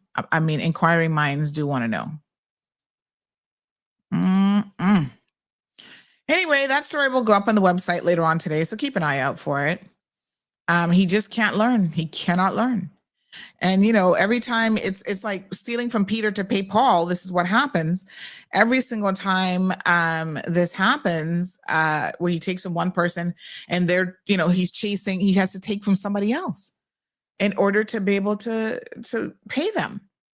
So somebody says, I can't remember her name. She's small and slender. And I believe she used to work Butterfield. Not sure if she's still there. And they have one son that born sickly, poor thing. He used to be a dancer in Hype Squad. They call him Chippy. His brother, Gamal McKenzie, a next deadbeat, wacky, still in the streets, bleached pink like newborn rat. Oh my God. That analogy is just too much. What does this person say? He's bleached pink like a newborn rat. Can I tell y'all something? I saw someone over the weekend that was bleached out, right? And I was looking at him. I can't remember where was I? Someplace. I can't remember where I was. And there was another Jamaican guy there who wasn't bleached out. And then there was this guy who had, and I was looking, I was in Subway. And I was looking at his feet. And I mean, there's certain parts of your body that just don't look right once they've been bleached. And the feet apparently is one of them. They looked horrible. Because apparently you can't get all of the blackness off of you when you're bleaching. So there's still like places that are really, really dark. And then you have these other places, like this person says, that there's like this, you know, that's a good analogy, a newborn rat. It's like super, super pink in color. You guys need to stop the bleaching because number one, you don't actually look good. I hate to tell you. But the other thing is that it's actually really not good for you. It destroys like your kidneys and liver and all sorts of stuff. All that stuff is seeped into your skin. So he's married to Kay Mannion. Time for him to go. Somebody says, check their knuckles and lips. Yeah, it's not. Listen, it was so funny because I was looking at the guy next to him and he was, darker skinned Jamaican guy. And I thought he is so much more attractive than this guy who's all bleached out. It doesn't make you look good and it's so unhealthy. Oh my God, you guys need to stop it. Anyway, so Davian, yeah. Inquiring minds want to know, do they bleach their private parts? Oh my God, I would hope not. I hope not, because Lord. This person says, brown folks stay out of the sun to not get dark. White folks lay out in the sun to get dark. Have it make sense. What a mess. Because that got to be a sight. I don't know anything about that. All right. You guys tell me, because I don't know. Some of you who are in this area of things, do they bleach their privates as well? I mean, I would hope to God not. That would be really disturbing. I can't imagine that. Wow, that's going to fall off if you keep that up. Tartarian says scameration, the word of the day. Looks like chicken foot. Yeah, it's not a good look. Love and appreciate your blackness, honey child. Just, ugh. All right, so we'll post up the Davian story today. To the best of my recollection, he's also in criminal court for something as well. So, I horrible. I don't know what to say. All right, so let's move on. Let me talk to you guys about a couple of the things. So somebody sent me something this morning and they're saying to me, Sandy, who is this? And give me 1 second. Let me just find the message because I do want to address this. I mean, you can't address every fool. And unfortunately, there's a lot of fools around the place. But let me just, since the person asked, I'm assuming, okay, there is a website called K Street Journal. And this person said, what the hell is this running that page? Or who the hell is this running this page? So they have a picture of me. Thanks for using a really good picture, by the way. I appreciate it. That one actually looks really good. Yeah. Like I tell people, if I got a report on you, I want you to look good. So send me your best possible photo. So look, yeah. Oh, hold on. What is this message? It just came in. Okay, I'll help you out with this after the show.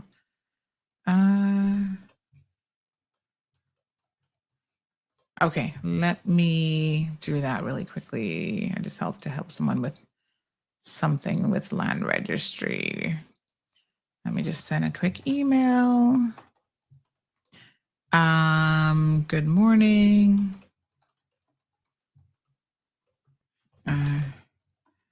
It's asking if you can please give her a call. You can please give her a call as she has not heard anything further on the below matter as yet, and it is now urgent. Let me provide her number. Her phone number is, okay. Let me see here.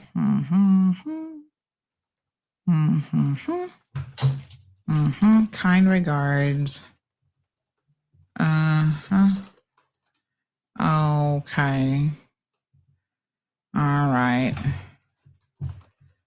All right. So, someone sent me this. Let me mark this urgent. Sent. Okay. So someone sent me this and they said, who the heck is this? I didn't know. And I went on the website. Let's explore it together. And then I had a look and I think I figured out who it is. And of course, once I realized who it was, I then also figured out why they're providing misinformation and why they're up in their feelings about me. Poor ting. My tweet them. So,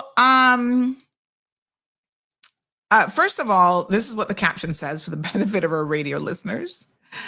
This caption says the following. Give me a second. Oh, hold on. I'm moving too fast for the computer. The computer's still downloading and stuff. Okay. So the caption says, Sandra Hill defeated in court, victory for Matthew Leslie. Of course, they misspelled Sandra. Poor you. The name of this website or the social media page is K Street Journal. And evidently, this person claims to be in the media and a journalist. So let me show you what the post goes on to say. And I had to chuckle when I saw it because I'm like, gosh, talk about fake news. I mean, I don't like to use that term anymore because Trump overuses it every single day. But in this instance, this is like legit fake news. So anyway, this person has up a post. Like I said, they picked a fairly decent picture of me, so I appreciate it. Thank you, honey child. And here they have up, says Sandra, like I said, misspelled Sandra Hill, defeated in court, victory. This was 13 hours ago for Matthew Leslie. Sandra Hill has been defeated in court after publishing defamatory posts against Leslie during the 2021 general election. The court awarded over $100,000 in damages, a landmark ruling highlighting the urgent need for responsible digital media and stronger protections against online defamation in Cayman. And then it signed K Street. Follow me on Twitter, X at Dr. Flo 316, hashtag victory for Leslie. Well, I need to know where this supposed judgment is. I know. How can someone misspell Sandra? Anthony, now you done know this woman. I got no sense, right? So I'm like, really? I'm going to pay this con artist $100,000?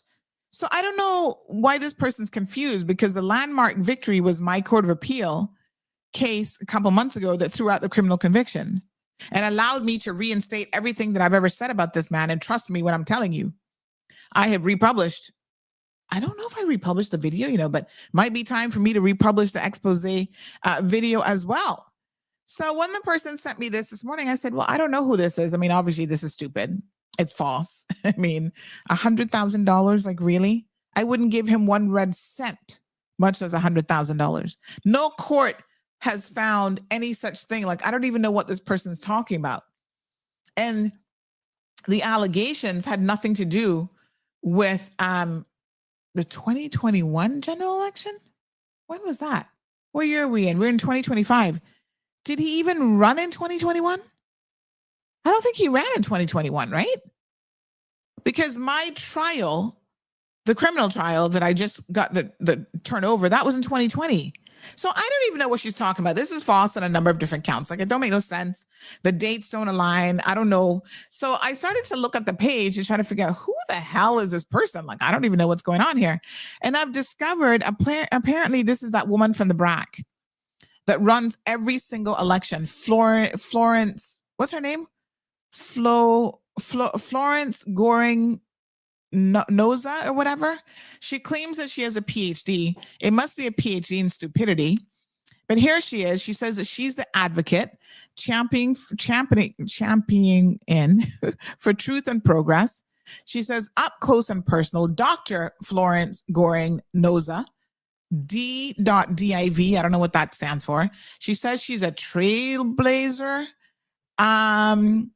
She is an advocate. She's a journalist. She's an author. She's an influencer. But can't get elected to public office. Not much we know. And then she goes on to talk about how she first ran for office in 2000, and she's been running ever since. And she made history as the first Black flight attendant, according to her, hired by Cayman Airways. What? I don't know what she's talking about. Anyway, hello, good morning. Good morning, Sandra. Hello, hello. No, I'm still on air. How are you? I'm good, my love. I like you doing such a wonderful job. Oh, thank you. I hear you, and I really, this Christmas season, I want you to come and have a pedicure with us. Oh, really? Located. Yeah. Aww. Tell me, when can you come? You know, it's so funny because just today I was looking at my feet in the shower this morning thinking, ooh, I need to get myself a pedicure. I haven't seen you in a minute. You forgot all of Oh, I know. I need a good waxing and a pedicure, but we're not going to do the waxing today. Let me yeah. let me Whatever you like, you come. I appreciate it. I appreciate it, darling. I will call you. You make appointment now. Yeah, well, Time is free. I gotta look at my schedule. So let me look at my calendar and then I'll call you, make an appointment. Promise? Yes, This is my number. I promise I'll call. Okay. Thank you so much, honey. You're welcome. All righty. Bye. Aw, want to give me a free pedicure. Look at that. So apparently Florence is printing misinformation. I didn't even know anything about this K Street Journal, so this is news to me. But there you have it. She is, and by the way, stay tuned because we're going to give away some tickets for the we're going to do some ticket giveaways for the carnival. So stay tuned, stay tuned. Speaking of clowns, we got you covered. So this Dr. Goring Noza, again, claims that she has a doctorate in divinity from Carolina Christian University, go figure, and she has been recognized as a top-tier fundraiser for the RCIP in the Cayman Islands. Okay. The fundraising for the RCIPS? Don't they get millions of dollars from the government? They have fundraising for them? Claims that she's a respected civil leader, self-praise is no recommendation, served as co-chair of the Cayman Concerned Citizens Group. She goes on and on and on and on with all of this nonsense of what she claims to have done. Miss Florence, Miss Flojo, yeah. Okay, honey child. You're a legend in your own mind, clearly. She says that she was a former beauty pageant contestant. Oh my God, really? First runner-up in Miss Georgetown. Woo-hoo! Yes, sir. This is where it's at. Served as a featured stand-in radio talk show host at UCCI. UCCI had a talk show? Or is that ICCI? I think she's woefully confused. Confidently filling in for the iconic Cayman King of Talk, Val Lichtenstein. Who gave him that title? King of Talk. I mean, this thing it's a good riot. Go and have a look at it. It'll make you chuckle. And I don't know what she's going on and on about, and I don't know why she posted this, but you guys know me already. I like to go straight to the source. So I believe this woman has messaged me on more than one occasion. And so therefore, I believe that I have her phone number. So, I mean, it's 9:26. Somebody send me her number. I know she's messaged me before, so I should have the number, but somebody send it to me. Let's call this woman and ask her, since she talks about good journalism, where she's getting this fake news story from. Somebody said she's not from Cayman Brac. She's from Goring Avenue in Georgetown. She's the daughter of Mr. and Mrs. Nellie Goring. Somebody said she's actually my cousin or family or something, because you know all Georgetowners really family.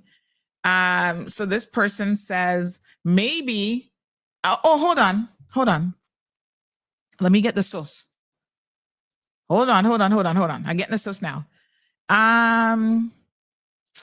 This person says she's family to you. Florence Goring is family to you. She's pretty smart and a loud mouth like her cousin or brother, Frank.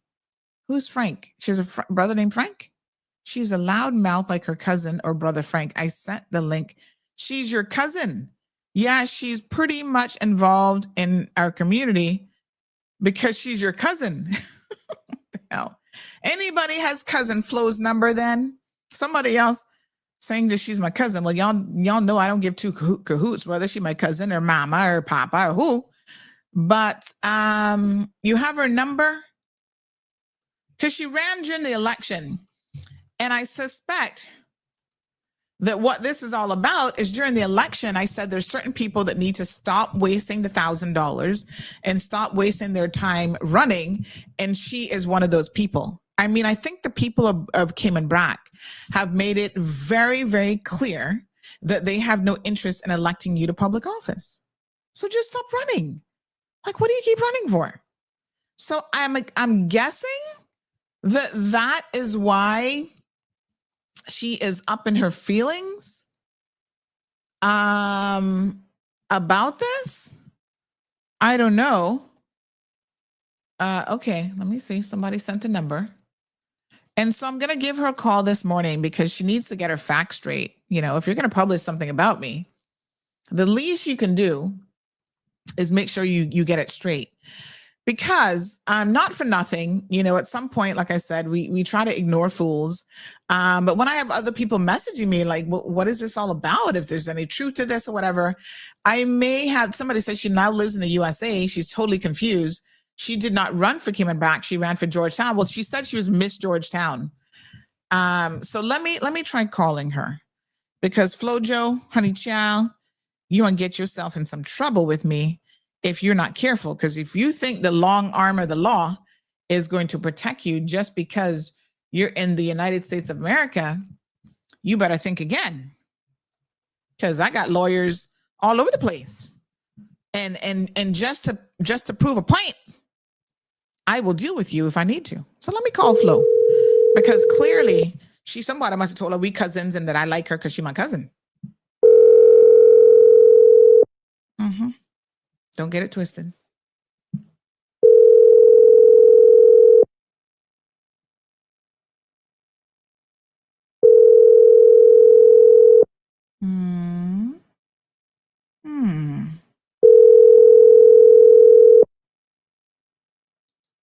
I know, plain and straight. I laughed at that too.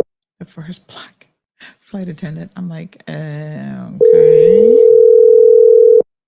Okay, girl. Hello.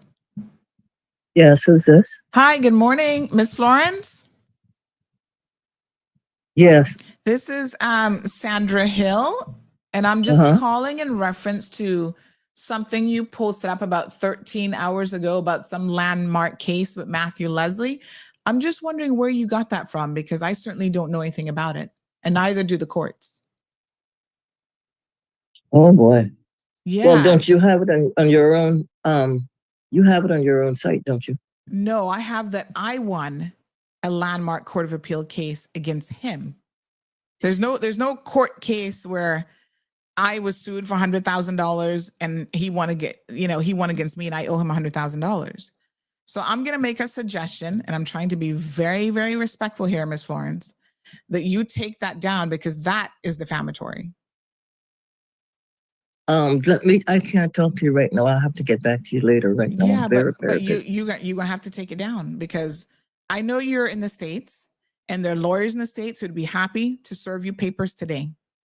So I'm going to give you half an hour to take that down, with all due respect, right? Don't mess with me in my name. I will talk with you later. Bye. We don't have to talk. You just need to take it down. Talk about what? What is it that we need to talk about? What did she just say? That don't I have it up on my page?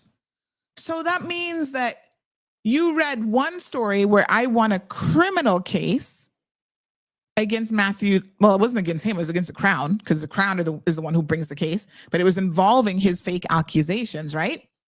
That got thrown out. That was the landmark case. How do you go from that to this, claiming that I was defeated in court and victory for Matthew Leslie? And you're claiming that that's on my website? What kind of special weed you drinking, woman? Or smoking? That must be the special super grade stuff. She eating some special brownies.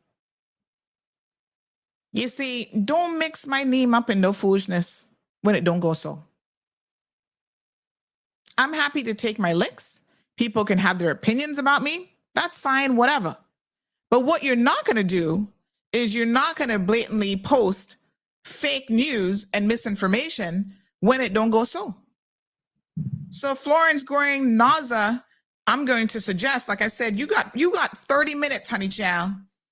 And if you think that I'm playing with you, and I got some people in the 786 area code, some lawyers that will ring you up today, I know you playing with the wrong nigga.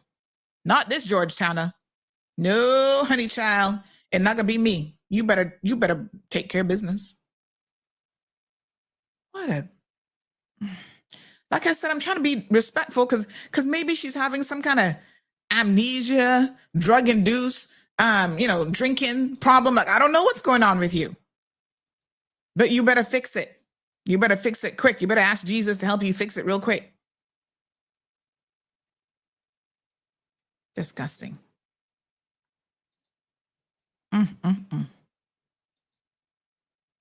Listen, I don't trifle with fools, In fact, let me be very, very clear. It was such a landmark case. Let me give you all a little sample here of how landmark of a case it was, that even news media in the UK, look at this. Check this out. This Chambers law firm, of course, this is my lawyer, bless his little heart. They even ran a whole special on it. In June, they published this. Cayman Islands Court of Appeal quashes Sandra Hill's conviction for harassment. See it there? Bless Mr. Edward Fitzgerald KC. He brought it, and he brought it good.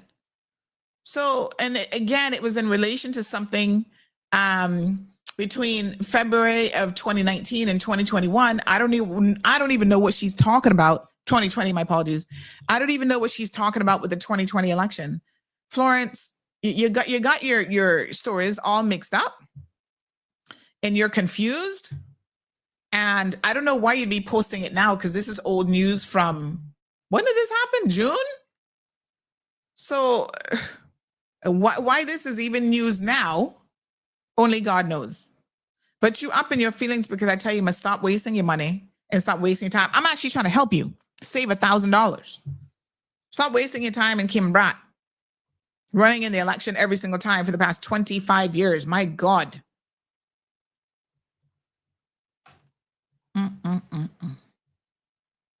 And if y'all have, the funny thing is that after this whole Matthew Leslie thing, even before, I had people in Belize messaging and contacting me about, Miss Sandy, this man is scamming us here in Belize. And, we were told that you were the person who can help us. I said, you better start helping yourself. The reason why I go to such great lengths to expose all scammers, whether they are Caymanian or otherwise, is because, right? You all need to be cognizant. You need to be aware.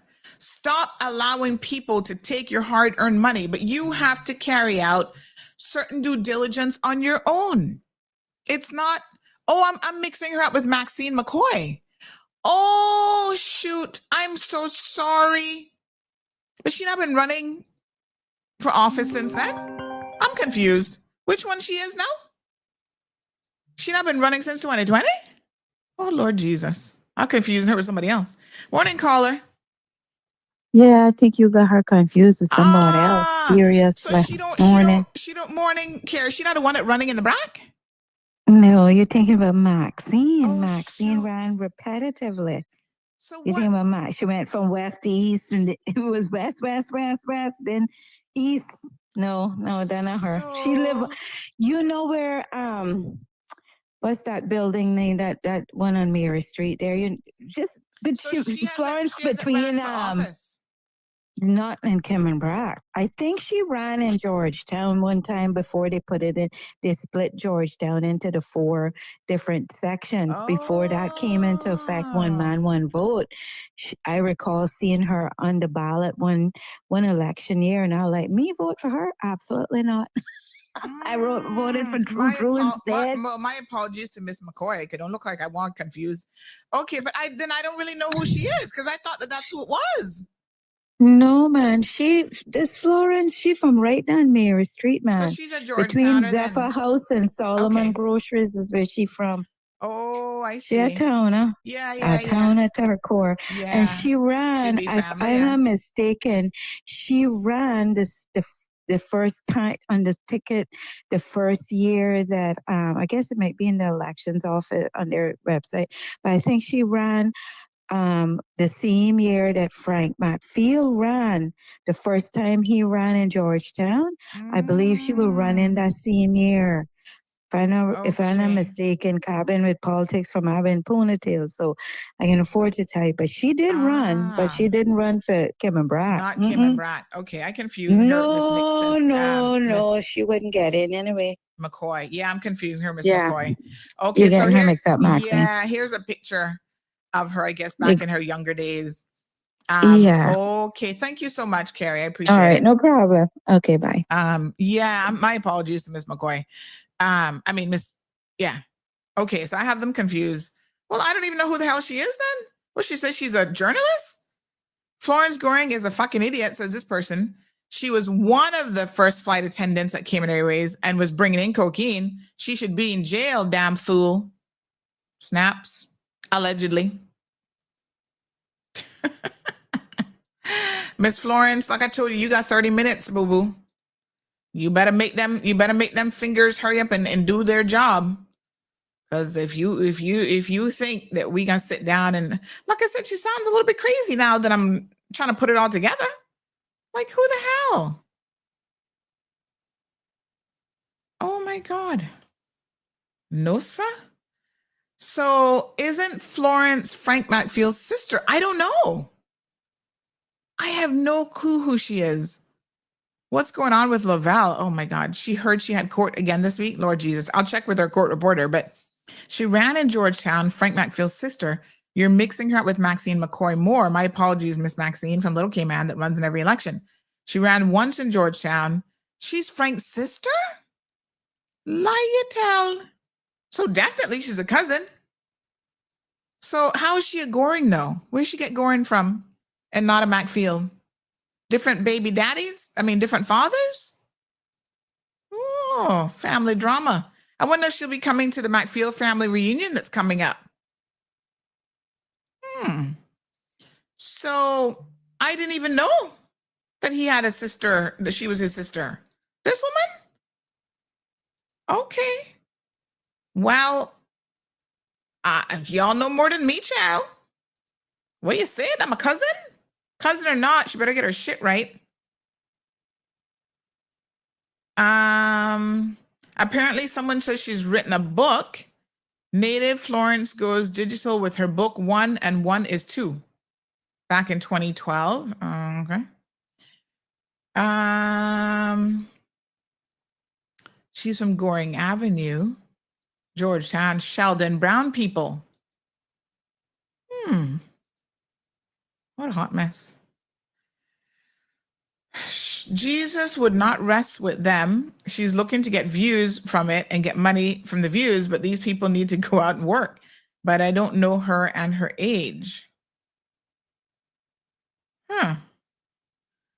Okay. Someone says, no, I've not seen her around for a long time. I thought she went back to the States to live. Well, she is. Some of these people like to father in their little groups and talk about people, especially if one don't like you. Then they all go along with the BS. They don't get the chance to know the person personally. Poor thing, looking clout. I don't know she was still here. So no, she's in the States. But again, the knuckle, okay. So I don't know who she is. Closely in line with a degree in BSing.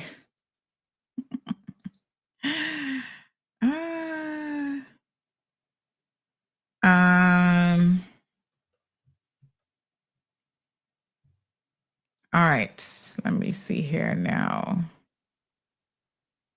All right, well, Florence, sort your shit out.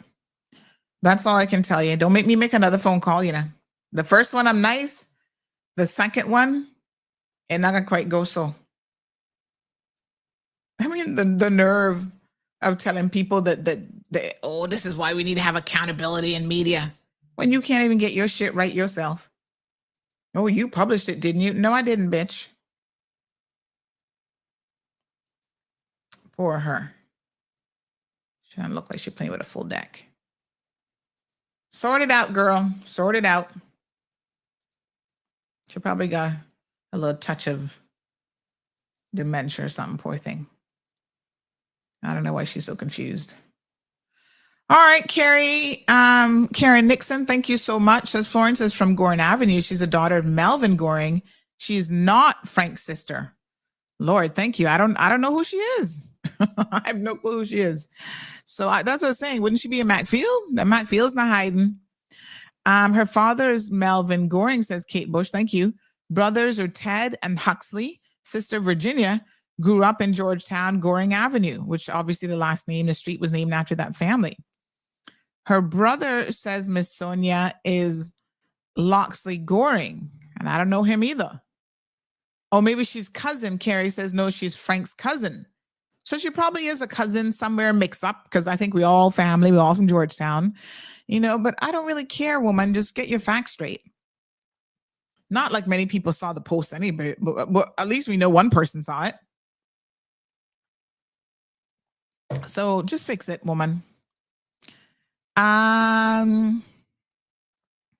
Mirstar says, oh boy, you done gone caused that woman stutter herself into becoming so busy she can't speak and hung up. Isn't that funny how people they're not busy, they're not doing nothing because the answer is a freaking phone. And then when I start to set them straight, same thing with Mario, all of a sudden they're like, I'm busy. I got something to do. And I'm like, bitch, really? You ain't had nothing to do but because you answered the phone. Uh-huh. No, sir. Her grandfather's C.J. Henry Goring. I don't know who the hell these people are. But like I said, don't mix me up. Don't cause no trouble, and there won't be no trouble. Don't mix me up in your foolishness.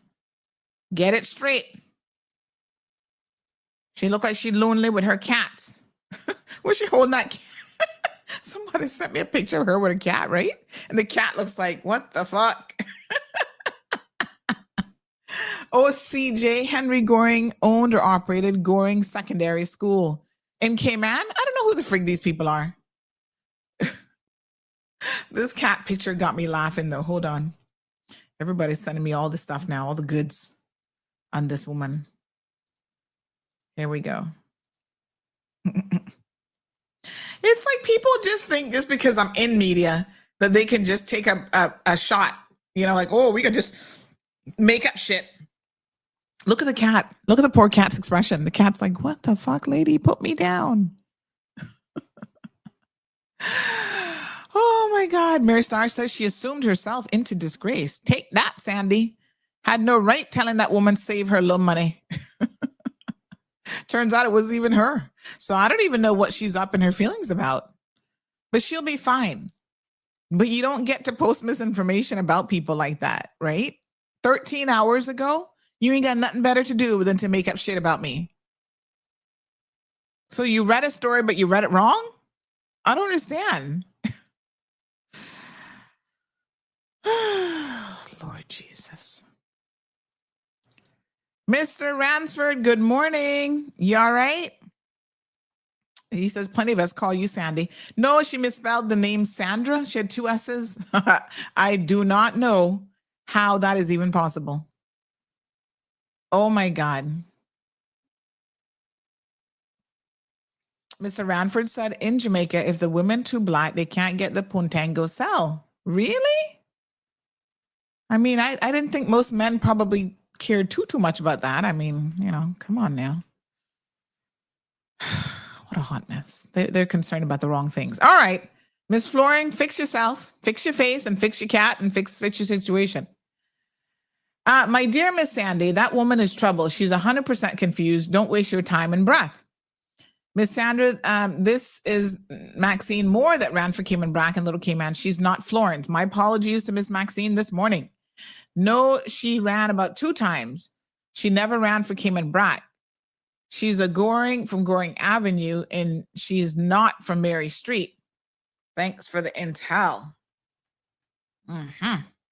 Now we know who she is. She has American citizenship or what? Let me go check her out online now, because y'all know once I start digging online, you're in trouble. I hope you know. Don't have no bankruptcies. Goring Noza, that's her name. Let me see where she's at. Yeah, she's written a couple little books, look like, that going for sale for $6, £6 on Amazon. She claims she's an author. She's on LinkedIn. She claims that she's an author of 8 books. Mess with her. Here she is, an offshore alert after First Home Banking Limited took her to court, not paying that mortgage. Oh boy. She also claims that Cayman Brack had a brothel. She put that up a year ago. Carrie, she must have stealing your posts. Let me see here. So she seems to like to post stuff on sorry. Budget Rent-A-Car also sued her. You better worry about who's suing you, woman. That's what you better worry about. Budget Rent-A-Car sure not suing me. The bank not suing me, girl. Why you don't get your life together first before you be trying to talk nonsense about other people? I'm just saying. Fix it, Jesus. Fix it. Let me sign into my offshore alert account. Because y'all know I'm a subscribee. Yeah. I got a paid membership because I need to be looking at y'all court cases. Let me log in. Here we go. Offshore alert. Remember me. Keep me logged in, honey chill.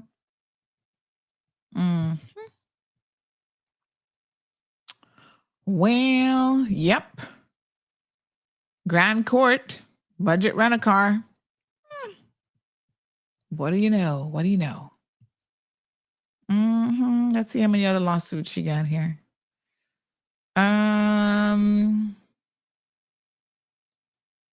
Oh, here's another one. Or was that the Cayman National Bank also sued her? Lord, how many people suing you? Multiple banks. The car rental place. Okay.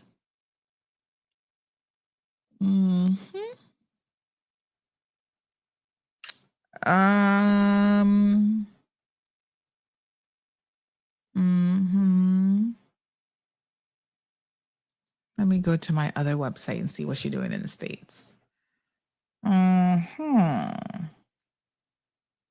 Okay. Just give me a second. 786 area code, you see.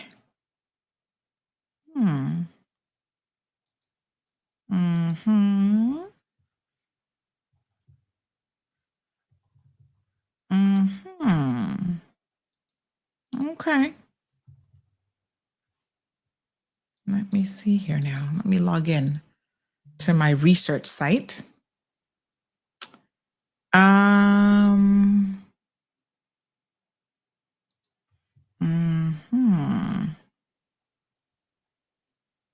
Okay. All right. Let me see here now. 786. Here she is. Dania, Florida. Dania Beach. Related to Melvin Noza. We have a phone number, email address. She has Oklahoma City connected to her. We can get the full report on her here this morning. She goes by Florence N. Goring, Florence Goring Noza, related to Melville Ted Huxley Noza. That's the husband that she married. And yes, we have some records here. Let's see. we shall get a full report this morning. Look at that. Just like that, honey child. Okay. Well, we'll be putting a full report on you and see what you've been up to in Dania Beach. Address, phone number, Melville. Okay. Dania Beach. Let's get the full report, shall we? Yes. We'll go ahead and pull the full report on her. Yep. Just give me a second.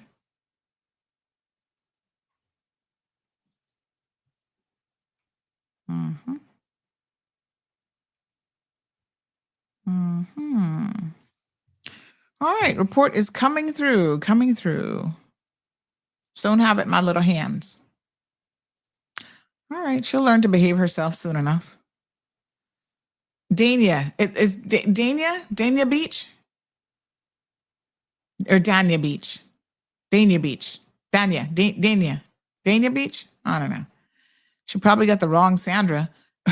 Well, I mean, she named me by name and put on my picture.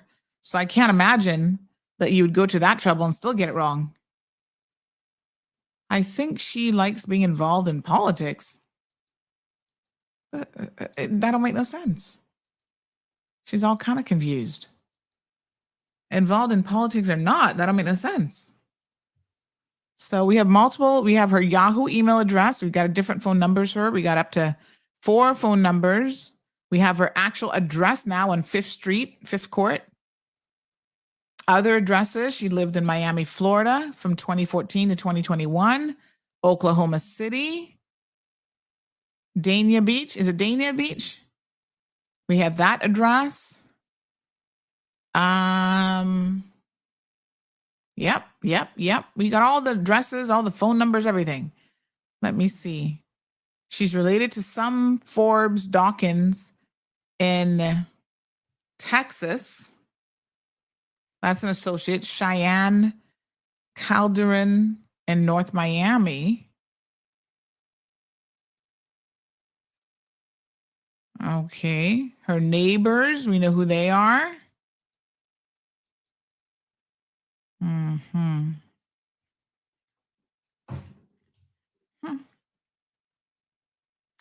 Woman, sort yourself out. Do yourself a favor. Like I said, you got 30 minutes. No, sir. These people. What a bunch. What a pint.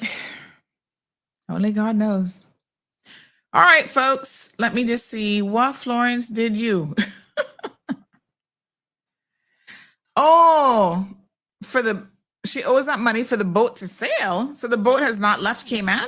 Okay, we need to get to the bottom of that. We'll get to the bottom of that. All right. Let me see. Okay. I hope you're doing well. I just wanted to ask you if you receive any Foster's gift card for donation this year. Things are a bit tight for me and my family at the moment. And if there's any available, that would be truly grateful. All right, let's see what we can do.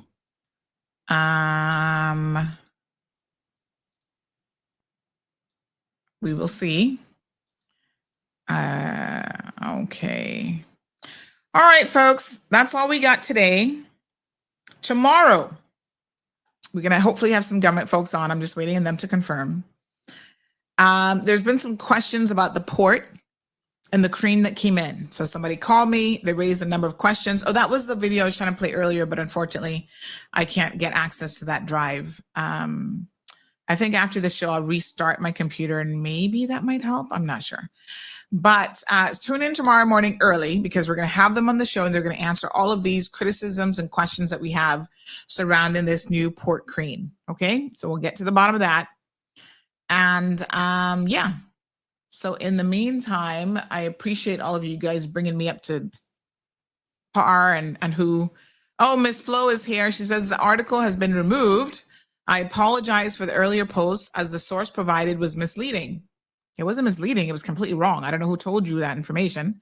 Once the inaccuracy became clear, the content was taken down immediately. No further concerns. Please verify, because this was something that was, if this was such a landmark case, as you said in your post, and it was so easy to, I'm the easiest person in the world to Google, Miss Florence.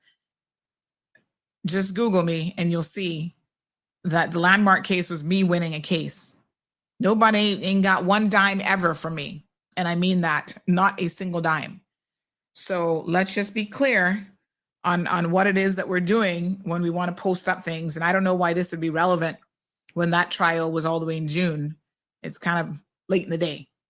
But I don't take kindly to inaccuracies where you could have easily just used Google. Like, Google is your friend, right? You said I published it. That's completely false. I never published any such thing. No one has published that, because it's just, that story is completely fabricated. So I don't know what source you're relying on, but you need to be careful when people try to bring you news and information. I myself, I'm in media, so I understand the responsibility. Sometimes we get it wrong. So I'm going to accept your apology and appreciate you taking it down. Just don't make it happen again. I'm a very easygoing person the first time. If it happens again, then we have a problem. Okay, honey chill. All right. I mean, I don't want to have any further discussion on it. Let's consider it done. And have a pleasant day, Miss Florence. All right, beautiful people. Tune in tomorrow. We're going to discuss the whole port situation and about this crane, because there were some questions that were answered, or asked, I should say, and they have been answered in fairness to the Port Authority. And so we're happy to have them come on the program and explain exactly, what they say is inaccuracies that have, now been put out in the public domain. So we did a little lunch and learn segment. I don't know if you guys saw that video, but if you haven't, checked our social media pages where we kind of broke it down as well. Okay. So thank you guys. Tune in tomorrow, 7:30, and we will get you all the details. We'll actually have some of the port guys on the show, and they're going to be hopefully answering all of your questions. And on that note, we will see you tomorrow. Have a blessed day. Thank you for tuning in to another episode of The Cold Hard Truth on Bobo 89.1 FM. Cayman's #1 talk show is live weekdays from 7:30 a.m. Never miss an episode again. Watch anytime on CMR's Facebook and YouTube channels for the latest show episodes. Don't forget to follow us online on our social media channels. And visit CaymanMarlRoad.com for all the latest news and community happenings.